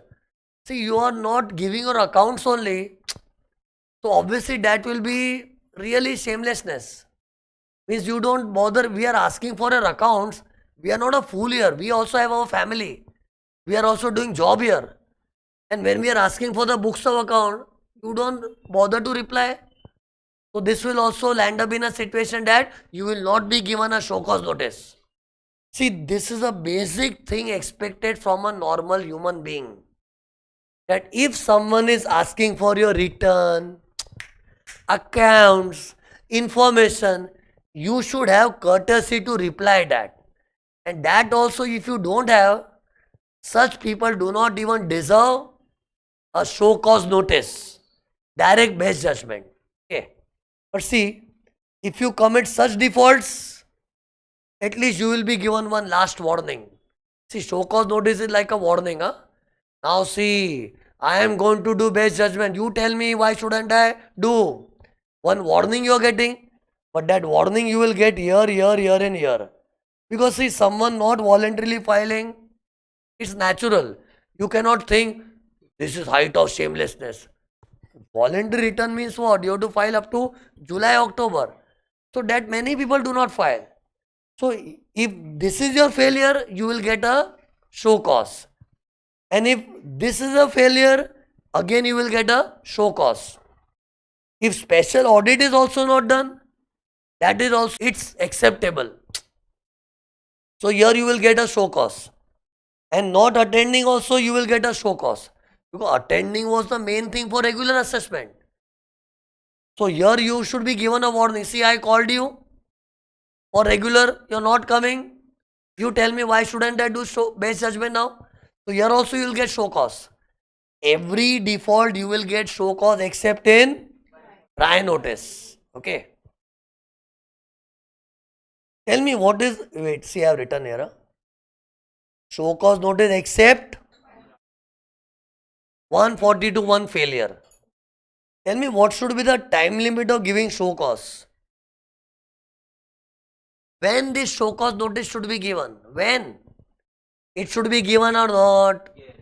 So giving is must, but when? No time. Any time before passing this order. Yes, when to pass the order there is a deadline, 12 months. This order will be passed in 12 months. So any time before 12 months show cause notice will happen. But there is no specific time that during this period show cause should be given. Show cause is must. But when that notice will be given, it is a choice of the AO. It is AO's lookout. Yes, before 12 months obviously it will happen. Because 12 months is it's like your exam is in May. And if I announce the batch in April, so obviously before May only it will happen, na? Syllabus. So here also order has to be passed in 12 months. So obviously for show cause notice there is no specific time. But it is understood that it will happen before 12 months only. So see here. Wait, I was showing something. Look. In this period, show cause notice will also happen and order will also be passed. Latest by the end of 12 months from the end of assessment year. Okay. Now see, why 12 months here also? In regular assessment also 12 months. Here also 12 months. So you should say obviously the time will be same. See, same thing is happening. But only thing is in regular assessment, assess is involved. Here he is not involved. So whether to involve or not to involve, the work is common. What is the work? Assessment. And for a same thing, the time has to be same. See, don't think these are two different assessments. Look, wait. Don't think these are two different things. Either regular assessment will happen or base judgment. But whatever happens, it is assessment only. the deadline will be same, 12 months from the end of AY. But some people are cooperative, they will end up in regular. Some are nonsense, non-cooperative, they will end up in base judgment. So it is either or. Let me put up in a proper language here. Either regular assessment will happen or base judgment. It is either or. But see here what I am writing.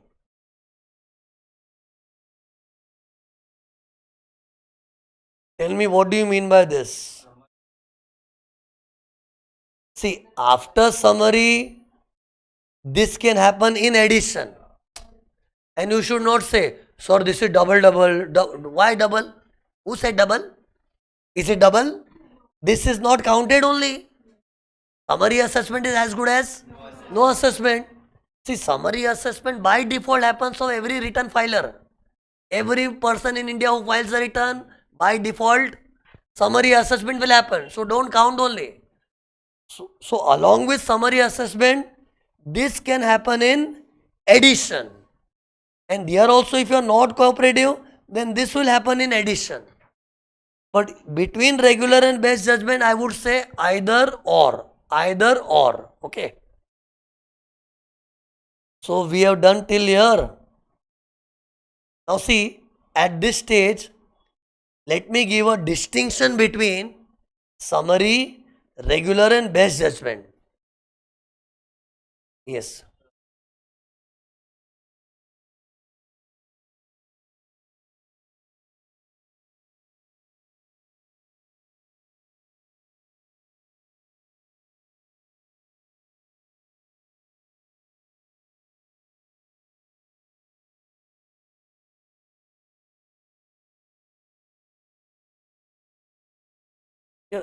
You can revise the return. See, his doubt is what you know. He received this notice. His doubt is, I'll show you his doubt. Look here. See here, you know, assessee is called in the office to attend the office. And to attend the office, a notice is given. So this notice was given. Now assessee wants to revise. Can he revise? Yes. See, what is the rule for revising the return? Either up to 31st December or completion of assessment, which is earlier. See, the giving of notice does not amount to completion of assessment. Nah? This is just assessment has started. If this order is passed, then we say assessment is done. So his doubt was what you know, someone has received this notice and he wants to revise. Revise. You revise 1,000 times because your assessment is not yet done. Sending of this notice is sign of start of assessment. And when the assessment has started, you can still revise the return. Yes, if the assessment is completed, then you cannot revise. And sign of completion is this. Okay. So see, by this you can also notice one thing. This is the way the assessment starts. And this is the way the assessment ends. Okay.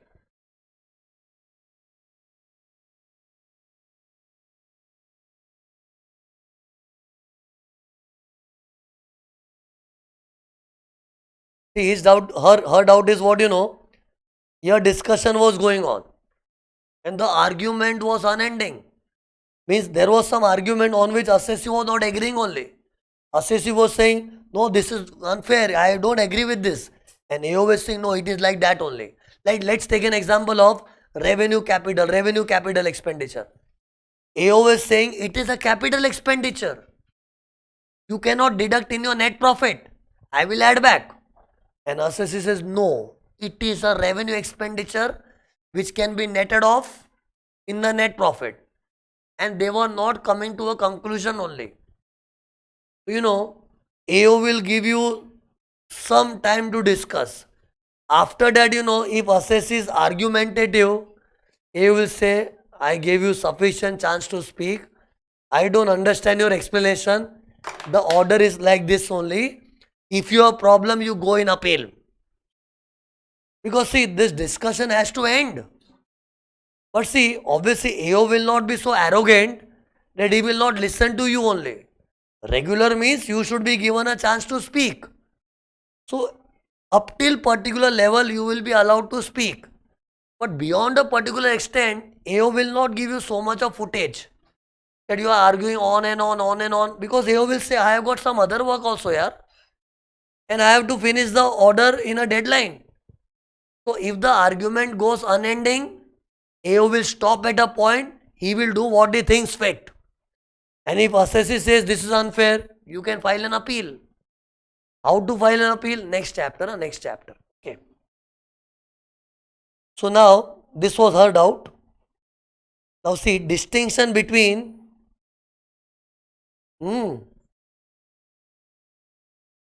see, in continuation of her doubt, see, right now what did I say? If the argument goes on and on, so at some point we have to stop now.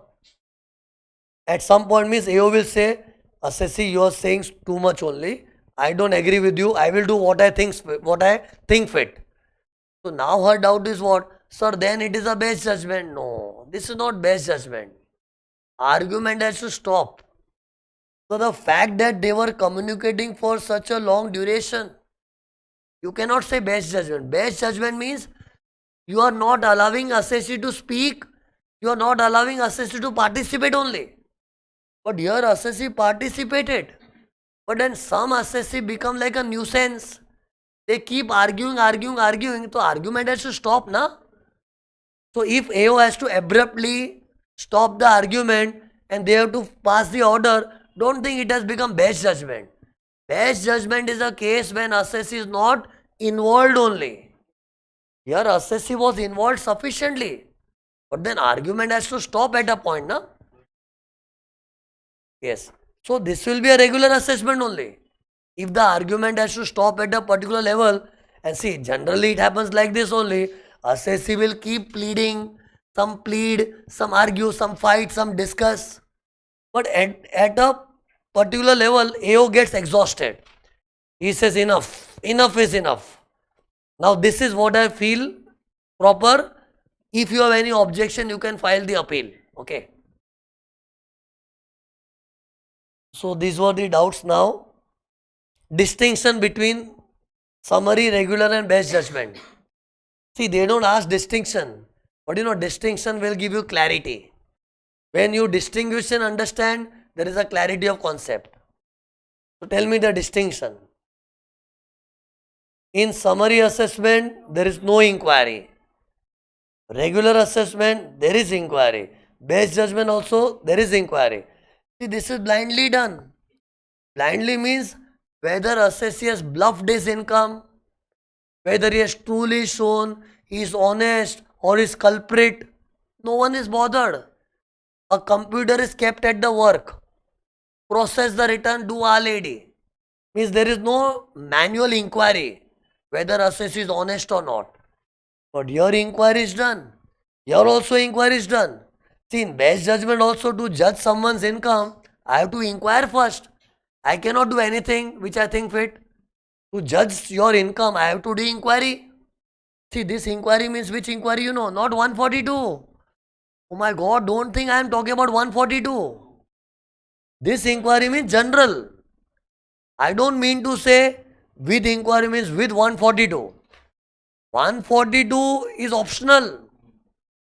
See, didn't I say in regular assessment, 142 may be completely skipped. But still, talking to assessee face to face, that is inquiry only. Asking the question to assessee replying, that's a style of inquiry. See, here when I am writing with inquiry, I don't mean to say 142. That 142, my stand remains same. It may happen, may not happen. This is a proper discussion is done. So discussion is also an inquiry, na? In best judgment, although there is no discussion, but to judge his income, I will have to find some details from here and there. So inquiry happens. But here there is no inquiry at all. Then, or you can also say this is through computer. This is manual, this is manual. This is computerized. These two things are computerized or manually done. manually, because some human being is required to understand your culprit mind. Computer cannot understand culprit mind. Computer is like a robot. He finds everyone is normal machine. Okay, so here to understand the culprit mind, manually it is done, but this is done through computer. Then next distinction, look at this. Okay, you try whether filing of return is required or not. Can this happen without return? Can this happen without return? Can this happen without return? First tell me, can this happen without return? No ways. Because summary assessment is processing of returns. You know what is the alternative name of summary assessment? Processing of returns. Processing of returns. So return is must. Because here, wait. Your computer is going to process your return. So return is must. Tell me, in regular assessment, is return necessary? Or without return also it can go? Return is must over here. Because for regular assessment, what are the two compulsory steps? First, call the assessee and then discuss. These are the two mandatory steps. And calling the assessee is through a notice. And the time limit of notice is based on return. So return is must. Hence proved. Don't we prove in maths? Hence proved. So how did I prove? See, on one hand law says what? These two are the compulsory steps for regular assessment. Okay. So obviously this notice has to be sent. And the time limit of 3 months is based on return. So return is must. You know, this point looks like silly, but it has come like a big question in paper. You know, one question they created full atmosphere of regular assessment. But you know, somewhere in the question it was written, assessee did not file the return. It was a big paragraph type question and it was written that assessee did not file the return. And they directly said, he was sent a notice, assessee attended the office, they had a discussion, order was also passed. Means this whole story was given in the form of a question, but somewhere it was written, return was not filed. And what was asked in the question? Is this assessment proceeding valid? Invalid.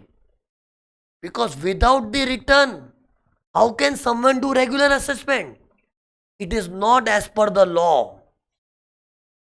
It is invalid proceeding. But how could you judge it is invalid? Because in the question you read, he didn't file the return. See, anyways, regular means what? Proper, systematic. And only when your return is there, it is a systematic thing. Without return, it's haywire. Tell me, not filing the return, still it is done. So it is systematic or unsystematic? Regular means it has to be systematic. And to become systematic, your return is the first thing which has to come. Although we don't trust your return, but return is must. So we were in distinction. Return is must. In best judgment, return is not necessary. Return may be there, may not be there. Tell me, why did I write may or may not be? See, sometimes your return is there, but you committed some other fault. See, in best judgment, there are several faults. Imagine some person has filed a return like a good boy. Return was there, but he committed a fault in special audit. That landed up in best judgment, but return was there, na? And sometimes because the return is not there, you had to do best judgment. So in short, best judgment can happen in any case. In cases of where return is filed, in cases where return is not filed. Then next point. In summary assessment, your return is taken as the base. And your return is processed in the software. Okay. But, wait, let me show. This is on the basis of return. But regular assessment, see what I have written. on the basis of material gathered by AO and evidence produced by SSC. You understand the word basis? What becomes the base for computation? Base means the main thing. So tell me, in regular assessment, see the drawing. What becomes the base? The materials gathered by AO and evidence. Actually, that discussion is the base. But AO's questioning starts from material and assessee's answering is from the evidence. So we have to say what? The basis of income calculation is the material gathered by AO, evidence produced by assessee. That becomes the basis. Okay. And in base judgment, material gathered by AO and judgment of AO. That becomes the basis for computation of the income. We have written here. See, this point is distinction on what is the basis for computing the 5 heads. Here the basis your return only. Yes, subject to few adjustments of RLAD, but your return becomes the main base. And in many people's return there is no RLAD. So whatever is the returned income becomes the final income. So return is the main base, but here the basis is different. Last distinction and most important distinction. Document. Which document is released? Yes, here intimation. Here first notice, then order. Here also first notice, show cause, then order. Here direct intimation. Feel my tone. Direct. First then first then means these two has got two steps. Here direct intimation. But here first then See, I mean to say this. Direct intimation means here we don't discuss with the assessee. Yeah, one thing is there. Before RLAD adjustment, he is given email that do you have any objection, we give you 30 days time. But that happens in rare cases where RLAD adjustments are there. But don't take point as a serious point. Generally what happens, you file the return, directly you get the intimation. There is no communication, direct intimation. But here, first, then, Okay, first notice, then order. See the time limits also. What is the time limit for intimation? No, time. 9 months from.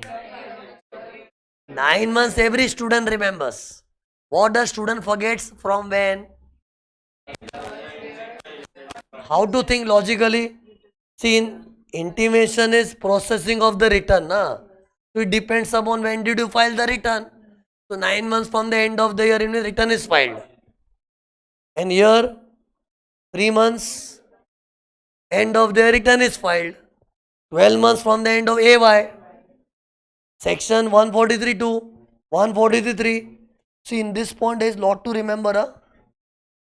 Section number, time limit, name of the document, intimation, section, time. Here also see notice, time, section. So many things are minutely to be remembered here. And what about base judgment? First, show cause, for which there is no specific time. And then order under 144 within 12 months from the end of AY. Show cause notice, there was no specific time. But in some cases, there is no need of show cause notice. If you failed to reply RAI notice, you will not get show cause notice. Then direct order will be passed. Okay. So this distinction, this point was most important because here there is lot of remembering involved. Okay. See, in this chapter I noticed for initial lectures, students, what they think in their mind. Sir will give the section, I will not remember the section. But later when they discover sections were necessary in this chapter, it becomes too late. So trust me, I am not that teacher who will unnecessarily burden you. I will ask what is required. So please memorize a section from now only. This I also discovered after so many years of my teaching that some students initially they were ignoring the section. Because the general mentality of the student is what? Teachers and the books will give section. But I will not remember the section. That much I cannot handle. But this chapter cannot go without section. It will be literally ruined. Please by heart the section. Okay. If there is some option somewhere to ignore, I will tell you myself. Don't worry. Now what is our next theory? Now comes the main hero of the chapter. Who is the main hero? Income escaping assessment. Okay. So till here we have done all this. Now next is income escaping assessment. Okay. Now it has a range of sections from 147 to 152. Okay, now see, since it is a big theory, I have made a summary of this first, where I will explain our plan to study this income escaping assessment. See, the summary means, look at this, I will show you and explain. Look. Can you see? This theory will go in 4 parts. This theory will go in 4 parts. First, I will explain what is the meaning of income escaping. Meaning. Then condition. Then procedure. And then notes. And these notes, every note is a very good point. Prospective exam question. See, this is the keyword. OTS Gadar. Gadar. And this is rough CA. Rough and tough CA. Rough CA. This is my keyword. Full form I will tell you. Let me go one by one. Meaning. You tell me, what do you mean by escaping? See, I want you to feel the word. That's why I put it in a cloud.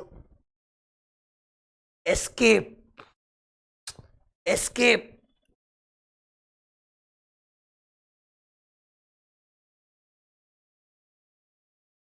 Correct. This is also right. This is also right. See, escaping means what you know?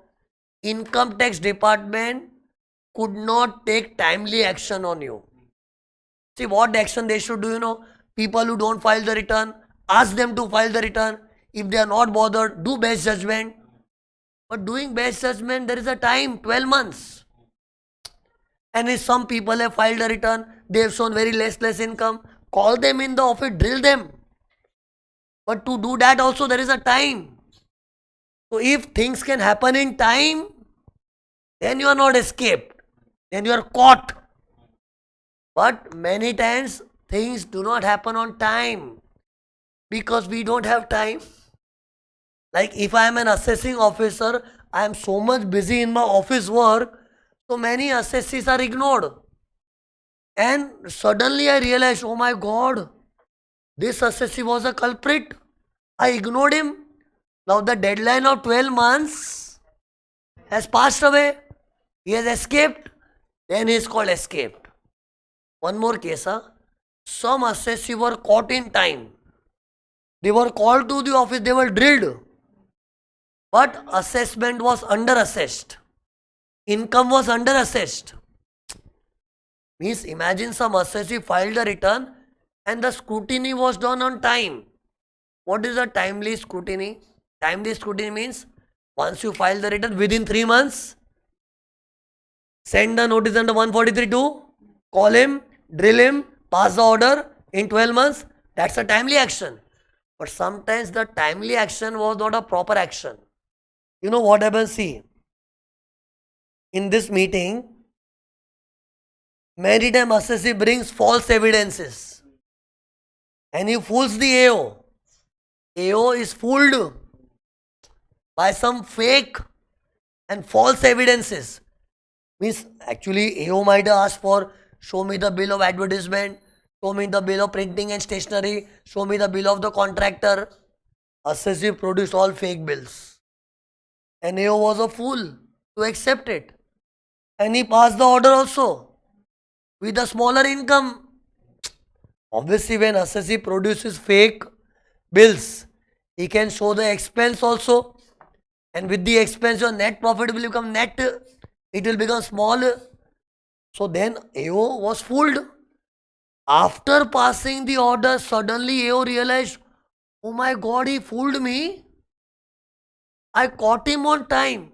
I drilled him also. But he gave me all fake evidence. So there also AO feels he's escaped. This is also escaped.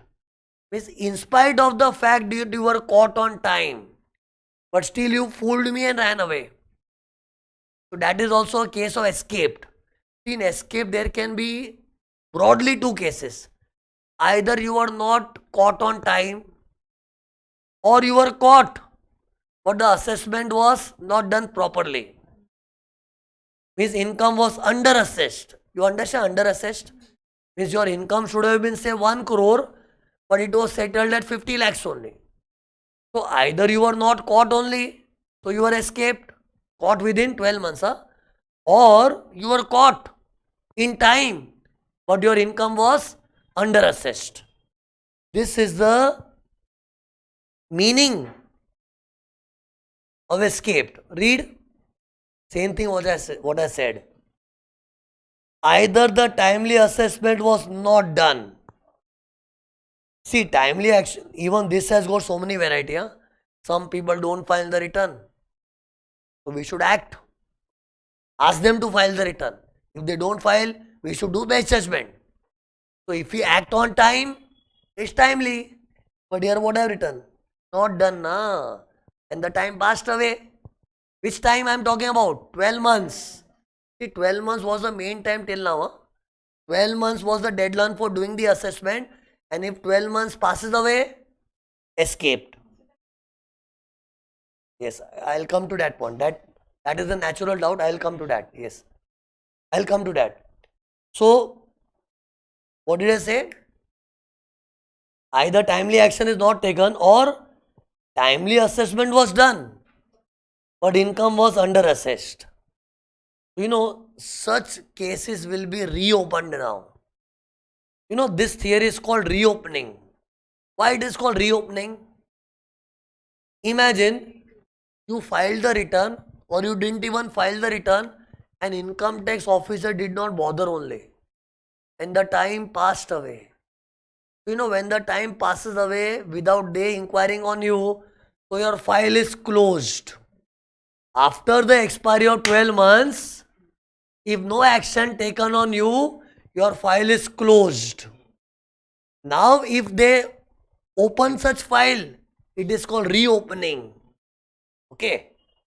See, in this theory, what is happening? AO is suddenly waking himself up after 12 months. He is waking up after 12 months. Till 12 months, he was sleeping. Not literally sleeping. He might be busy with other work. But suddenly, he is waking up after 12 months. So, we say the file is reopened. Because if you don't act till 12 months, the file automatically gets closed. Now, it is reopening. And here also what happened? Timely action was taken. Assessment order was passed. And once the assessment was done, although under assessed, but assessment was done, na? So file was closed. Now he wants to reopen. So that's why this theory is called reopening. Say the word reopening. Because in my whole theory, I will again and again say reopen, reopen, reopen. And if you don't feel the word only reopen, my communication will be waste. Okay. Now see what doubt will come. Wait. At this moment, you should get a doubt. That, sir, what is the use of that 12 months time limit? In 12 months period, see this 12 months, huh? See this. I want to show this drawing. See, if up to 12 months the relevant action is taken, we say it is a timely assessment. Then you are not escaped, you are caught. Okay. But if within 12 months the action is not taken, then I say escape, na? And escaped assessee also, they can do the assessment. So then the doubt should be what? Then what is the point of keeping 12 months? Eventually what is happening, in 12 months also they can catch you. After 12 months also they can catch you. Only thing is after 12 months in the name of escaped. But bottom line is what?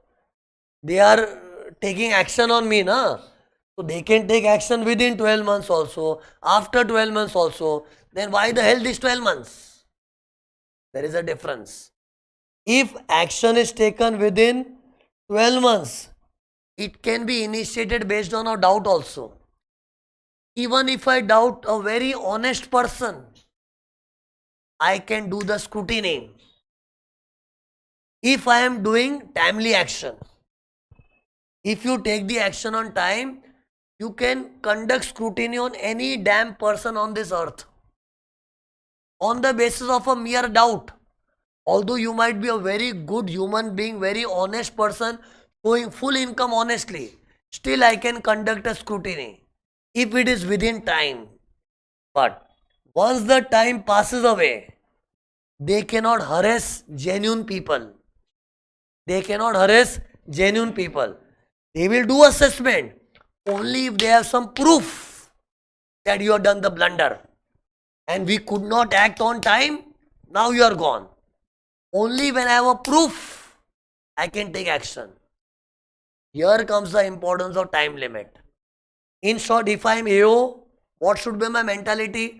If I act within 12 months, I don't need a proof that you are a cheater, you are dishonest, you didn't disclose the income properly. I don't need a proof. I simply have a doubt. Come to my office. Let's have a chat. Chat means discussion. Okay, come to my office. You cannot say, why are you disturbing me? I am an honest person. So what? I doubt. So if timely action is taken, it can be initiated based on a doubt also. Means AO doesn't have to fulfill any condition. He is not answerable to you. Why are you calling me? I will call you, it's my right. But that is if it is up to 12 months time. Okay.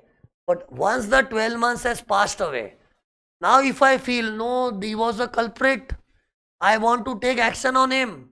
So I need some proof. When I am saying you are a culprit, you are not honest assessee, on what basis I am saying? What is the basis? I should have some proof. Actually, law is not using the word proof. Law says AO should have information. AO should have information that you have escaped. Your income has escaped. I should have some information. See, casually it's kind of a proof only. But why law is not using the word proof? Because proof becomes, very authentic thing. And then argument will start. This is not an authentic thing. Proof, it is very intense. Proof. It's like proved only you are a culprit. But law doesn't say we should have a proof. Casually I said, AO should have some proof that you are a cheater. But take it casually. Law doesn't say the word proof. Law says AO should have some information in his possession with which he thinks your income has escaped. But without information, like this only I am thinking, no, I think there is something fishy with you. I don't trust this guy, I will do something on him. That is not allowed. Only when you have some information, action can be taken beyond the time. And late assessment should also be allowed. Like see, when we get late in filing the return, aren't we not allowed belated return facility? So they are also human being. If they cannot take the action on time, they can also take late action. But for them, taking late action is not simple. They should have some proof kind of thing to take action. They cannot harass honest people. Only when they have proof means information, they will take action on you. So see distinction. Regular best judgment on one column, income escaping assessment other column. Tell me the distinction. Regular and best judgment don't count as two. Either regular will happen or best. If you are cooperative, regular. Non-cooperative, best judgment. It's one and the same. You know, many books they write best judgment also regular. See, best judgment is a special extension of regular. So best and regular is kind of the same thing only. So one column I have kept regular and best. I am not putting summary here. Summary assessment is as good as no assessment. So make distinction between regular based assessment on one side and this is what? Income escape. I am making a table. Income escaping. First point, here assessment is done on time. Timely action. Late action. This can be without any proof evidence on the basis of doubt also. But this cannot be on the basis of doubt. There should be some information with AO with which he believes your income has escaped. Now I will take action on you. Without information, he cannot take the action on you. Okay. So see, actually, I was in meaning only. Indirectly, I started with the condition also. See, in meaning what we studied, that in escaping cases, we are taking the action late. But to take late action, there is a condition. What? AO should have some proof kind of thing. See, I might use the word proof or evidence, but don't write in paper. Huh? In the paper, you will write the word information. But casually, let me speak because that gives the feeling of understanding. Okay. So, AO should have some proof or evidence that your income has escaped from tax. Okay. Now, see, how can we say AO has got some information? What is the meaning of information? Which I am saying casually like a proof, but in the law they are writing AO should have some information in his hands. Now, what is the meaning of information? That definition is given in the law. Information can be anything from rough CA.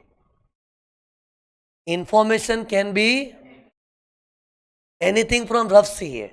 See, now you will also get some good knowledge. Huh? How government comes to know I have done cheating. See, information indirectly means what you know. You did cheating, they came to know. They have an information with them about your cheating. So see, this is a good knowledge. Even you will learn how they come to know about my cheating. Otherwise, see, I did some manipulation in my return. Generally, what will think?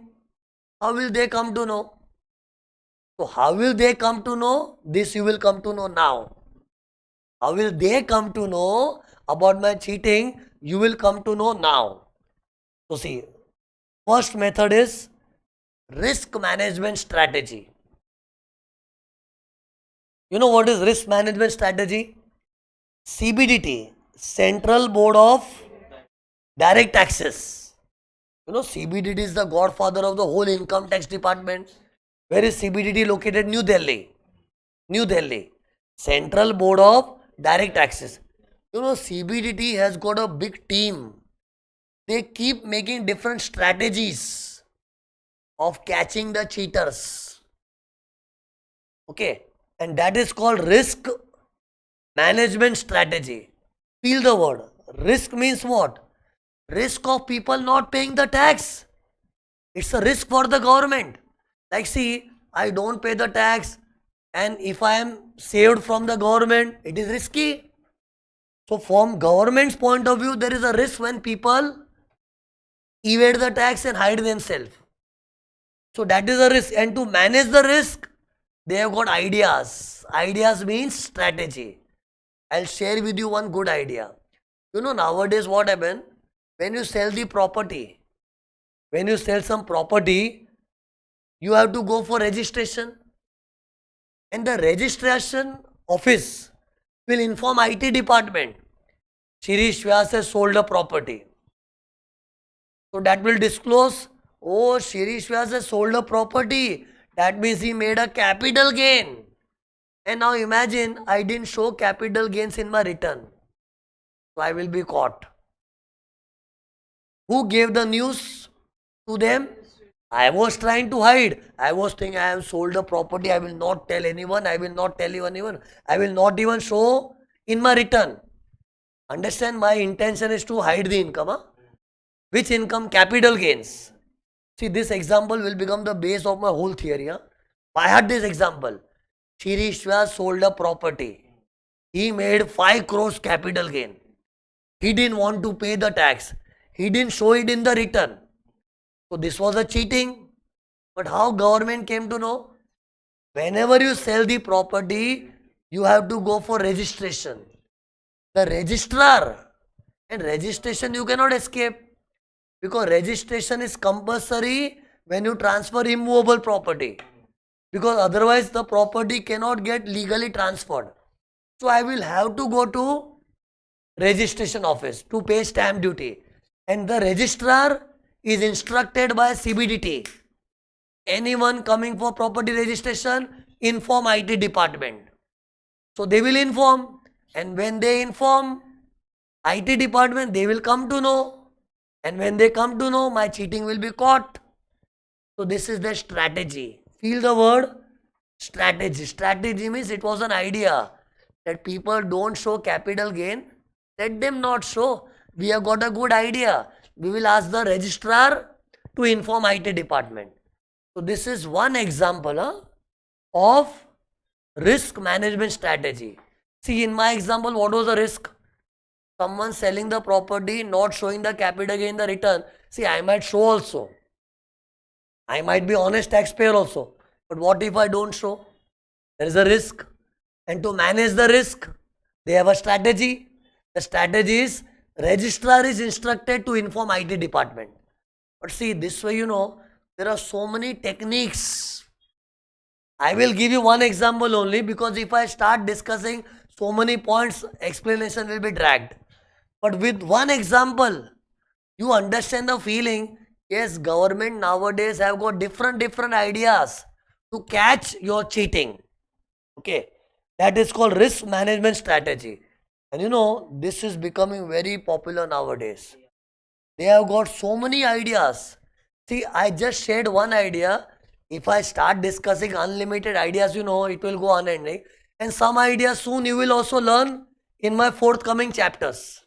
Okay, there will be one chapter called Statement of Financial Transactions, section 285BA. Yes, based on Article 3, you might have knowledge. But anyways, I don't assume any knowledge from you. This thing I will explain later. That time you will come to know many other ideas. I just shared one example, okay? Tell me, what are we studying? How they get information.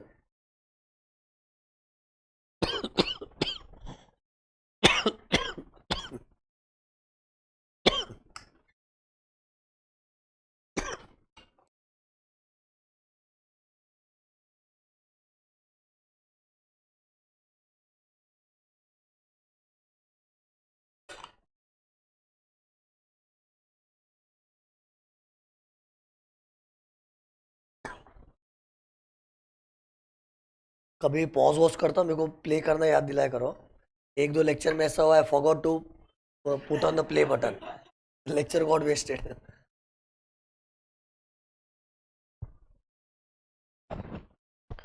So this is one way in which they get information about what? You didn't show the income. Your income escaped. Okay. See, in law they write information suggesting escapement. See, certain language you will have to by heart. What will you write? Information suggesting escapement. Okay. Then see, second information is information from foreign country. Like imagine, I have got many sources of income in Dubai or Singapore, and I am thinking, how will government come to know about my income in Dubai and Singapore? This is my mentality. Huh? And I show in my returns incomes of my Indian income only. Only Indian income I show. In fact, I have got so many sources of income in Singapore, Dubai, which I never show. Thinking that government will not come to know. But they will come to know. How? Remember I told you, our country has got agreements with foreign country for exchange of information. So our Indians, if they have source of income in Singapore, Dubai, so that foreign government will share the details with Indian government. And Indian government will come to know, Shirish Vyas, we came to know from Singapore that you have got so much of rent income. I will be shocked. How did they come to know? They came to know from foreign countries' government. Okay. So this is another way in which information can be gathered. You know, all this is written in the law so that people should be aware of. But see, government doesn't want people should be so much aware also. Why? Because if people are aware of every small ideas of government, they can plan. That's why see, government is also smart. This point, they have kept it very vague. We have got our strategies where we will come to know about your cheating. But exactly what? This can cover 1,000 ideas. See, if government openly says, come on, public of India, all the cheaters, please be aware, we will have information from these sources. So if government openly reveals all the sources in the law, people will read the law properly. Oh, this way they come to know. So we will use some other technique. So they will get ideas. But at the same time, law has to be transparent. They have to say also that only if we have information, we will harass you. Don't worry. Only if we have information. Information can be this, blah, blah, blah. But it is not given very precisely. First point itself says strategy. We have our strategy. But what strategy? That people will not come to. It's a top secret strategies. Okay. I have to tell you because you are my student. Even I don't know many strategies. I can give you some famous strategies of government. But otherwise they have got so many strategies to know about your cheating, which they will never reveal to anyone. Even the biggest of the chartered accountant will never come to know. It is their top secret strategies. Then next point. Faceless collection of information. Can you see faceless koi? What is koi? Collection of information. Faceless collection of information. Okay. You know, government has got a special drive of collecting information from several people and to process and find out what is going on in the market. And see how it exactly works. Again, they are not clearly defining. Law simply says, we have our drive. We have initiated a drive of collecting information in a faceless manner. Faceless means what you know? You will get an email. Please supply this information. Who sent you the mail? You will not know. Yes, IT department has sent the mail, but who is asking for the information? You will not come to know. Because if you come to know, you can bribe him. Okay. So you will simply get a mail and some information will be asked and you will wonder why this information they are asking. You will not be able to imagine. They are asking some information, but why? What is going on in their mind? But there also you can be caught. Means, and they collect information nowadays from many people. Many times I also get a mail. Shirish Vyas, please submit so and so details. I think why they want this? I honestly submit it. And sometimes I can be caught also. In short, even this is one source of information which will suggest escapement. Then order of court. Order of court. Now see, this order of court means what you know. And this you will understand with an example only. Yeah? Imagine Mr. X's case was going on in High Court. Mr. X's case was going in High Court. And the argument was what you know. X was saying, this income is not mine. Why? I am taxed. The income is belonging to Mr. Y. Please notice the name of the assessee. Huh? Who is fighting the case? Mr. X. He is fighting in the court. What is his fight? This is not my income. I should not be taxed. this is not my income, I should not be taxed. And his argument, the income is of Mr. Y. So court discovered, yes, it's true. It is not X's income, the income is of Y, and poor X is being harassed. So let me relieve him. Now let me order my AO to catch X.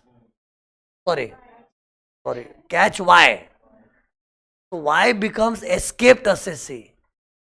Till now Y was enjoying, although it was his income, but who was being tortured? X. But now court gave an order. What order? Actually court will give order to assessing officer. What order? AO, in my court proceeding I discovered that some income was wrongly taxed in the hands of Mr. X. Now do one thing, this income is of Mr. Y, you reopen the case of Y. AO will be instructed. Now when AO will initiate action on Y, Mr. Y will question, why are you asking me all this? What information you have? AO will say it's a court's order. Court's order can also become information. I wanted to convey that. Because see, when action will start on Mr. Y, he will immediately argue, why are you torturing me? See, whenever income tax take late action, everyone argues, why are you torturing me? So Mr. Y will immediately ask, why are you torturing me? So what will AO say? It's a court's order. In short, court's order can also become the basis to reopen the case. Okay. See, X and Y was just an example. What I wanted to say, when AO initiates action on Mr. Y, AO can say, I have received an order from the court. Okay. See, this way several things are possible. I just wanted to say even court's order can become the basis to reopen the case. Actually, these are the 5 bases on which your case can be reopened. These conditions do not prevail if timely action is taken. That's what the distinction was. See, if I am assessing officer and I am taking the action within that 12 months time, then this condition I don't need. I can initiate the proceeding even if I have a doubt on the assessee. But if I take late action, these are the conditions. These are the conditions, means any one of these conditions should be fulfilled. Yes. That will come. See, her doubt is about what See, her doubt is what Right now, what did I say? If you are caught in this 12 months time, it's a timely assessment. We say it's a regular assessment or base judgment, but it's timely. But if 12 months has passed away, thereafter if the action is taken, it is income escaping assessment. But after 12 months, till when? See, in income escaping assessment, what is happening? Assessing officer is taking action before 12 months or after? After, but after means till when? Till 10, 20 years, till when? So that deadline will come, it will come later. But I cleared it right now, why? So that anxiety should disappear from your mind. It will come later. That how long they can take the action. Okay. See, within 12 months they take, that is a timely action. But after 12 months, after means till when? So that deadline will come later. Okay. It would be wrong to say right now. It will come later. Right now what I am explaining, what is the condition for initiating income escaping assessment? So see, only one thing is left so that this will get over. One thing only. These many points we did. Okay. Next, A stands for audit objection. Sometimes audit objection can also reveal, cheater, you did cheating, now see what I will do. See, actually these are what? These things are indirectly revealing what? You are enjoying nicely, you cheater, now see we will charge you tax. Okay. So how audit objection can reveal some information about your escapement? See, escapement means you are saved from the tax. You nicely escaped the tax. But government has got information from audit objection. So see, generally when this point comes, students think about which audit, the audit which you do in articleship. No, it is not this audit. This is audit of government department. Just the way you do the audit in your articleship, you do audit of the clients. But IT department, government department is also subject to audit. You know who does the audit of government? CAG, Comptroller and Auditor General of India. CAG. What is CAG? Comptroller, Auditor General of India. He does the audit of government department. Tell me, can you imagine the profit and loss account of government department? See, I will show one P&L account. Imagine. This is P&L account of government, especially IT department. Government also has got several departments. Right now I am talking about income tax department. So tell me, on their credit side, what is their main income? Income tax. See, this is which department? Not GST, not custom, it is IT department. And it is department wise auditor. So tell me, for income tax department, what is the main revenue? Income tax is the revenue. And debit side, what are the expenses? Salary of assessing officer, rent, etc. Means I want you to feel the profit and loss account of IT department. So tell me, when comptroller and auditor general will do audit, he will have to check the P&L account. So tell me, his main checking will be income. And this income comes from public. And this comes after assessment. So during audit, all the assessments are checked. Auditor will check best judgment assessments, regular assessment, all the assessment will be checked. Whether assessment was properly done or not. You know audit, na? Audit means checking. So here what will be checked? Assessments. So imagine auditor checked one assessment of say Mr. A. There was an assessment of Mr. A. It was assessment of say 2016-17. It was assessment of 2016-17. Any random year I am taking. And then auditor notice, what nonsense, is this the way assessment is done? The AO has not computed the income properly. The income is under assessed. So auditor will raise objection. Don't we raise objection when you go for audit at client's place? Don't you raise, whenever you find something is not proper, you raise the objection? So here government's auditor has raised the objection. What is the objection? Assessment of a particular person was not properly done. It was under assessed.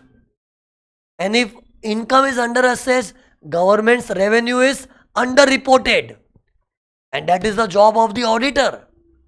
So now what will happen? After auditor's objection, that relevant AO means the AO who passed such order, he will be put to work. What is this? Is this the way you do the assessment? Redo the assessment, redo. So he will reopen the case. So that is audit objection. See, I am saying what when your cases can be reopened. So sometimes auditor raised a point. And here his point is what assessment was not done properly. Or actually it happens, many assessing officers, they are so lazy.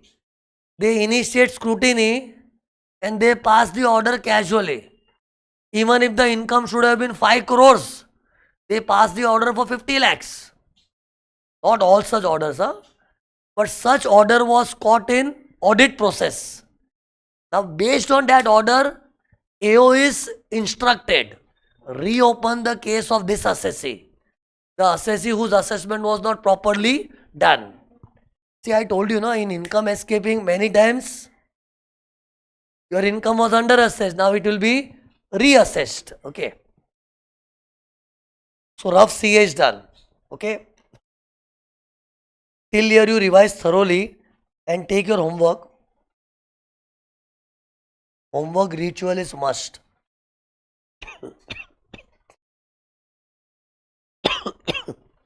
Question 5, 6, 7, 8. That's it. 5, 6, 7, 8. Again 4 questions for homework. Question 5, 6, 7, 8. Trust me, if you honestly do this question, you will miss me. Miss my lecture. You will, okay, sir had explained this. Same thing. Means you will be reminded of every explanation of today's lecture. Provided you genuinely do the homework, okay? So revise and come. Revise and come. Please revise and come. Please do the homework and come. Underline please. Please.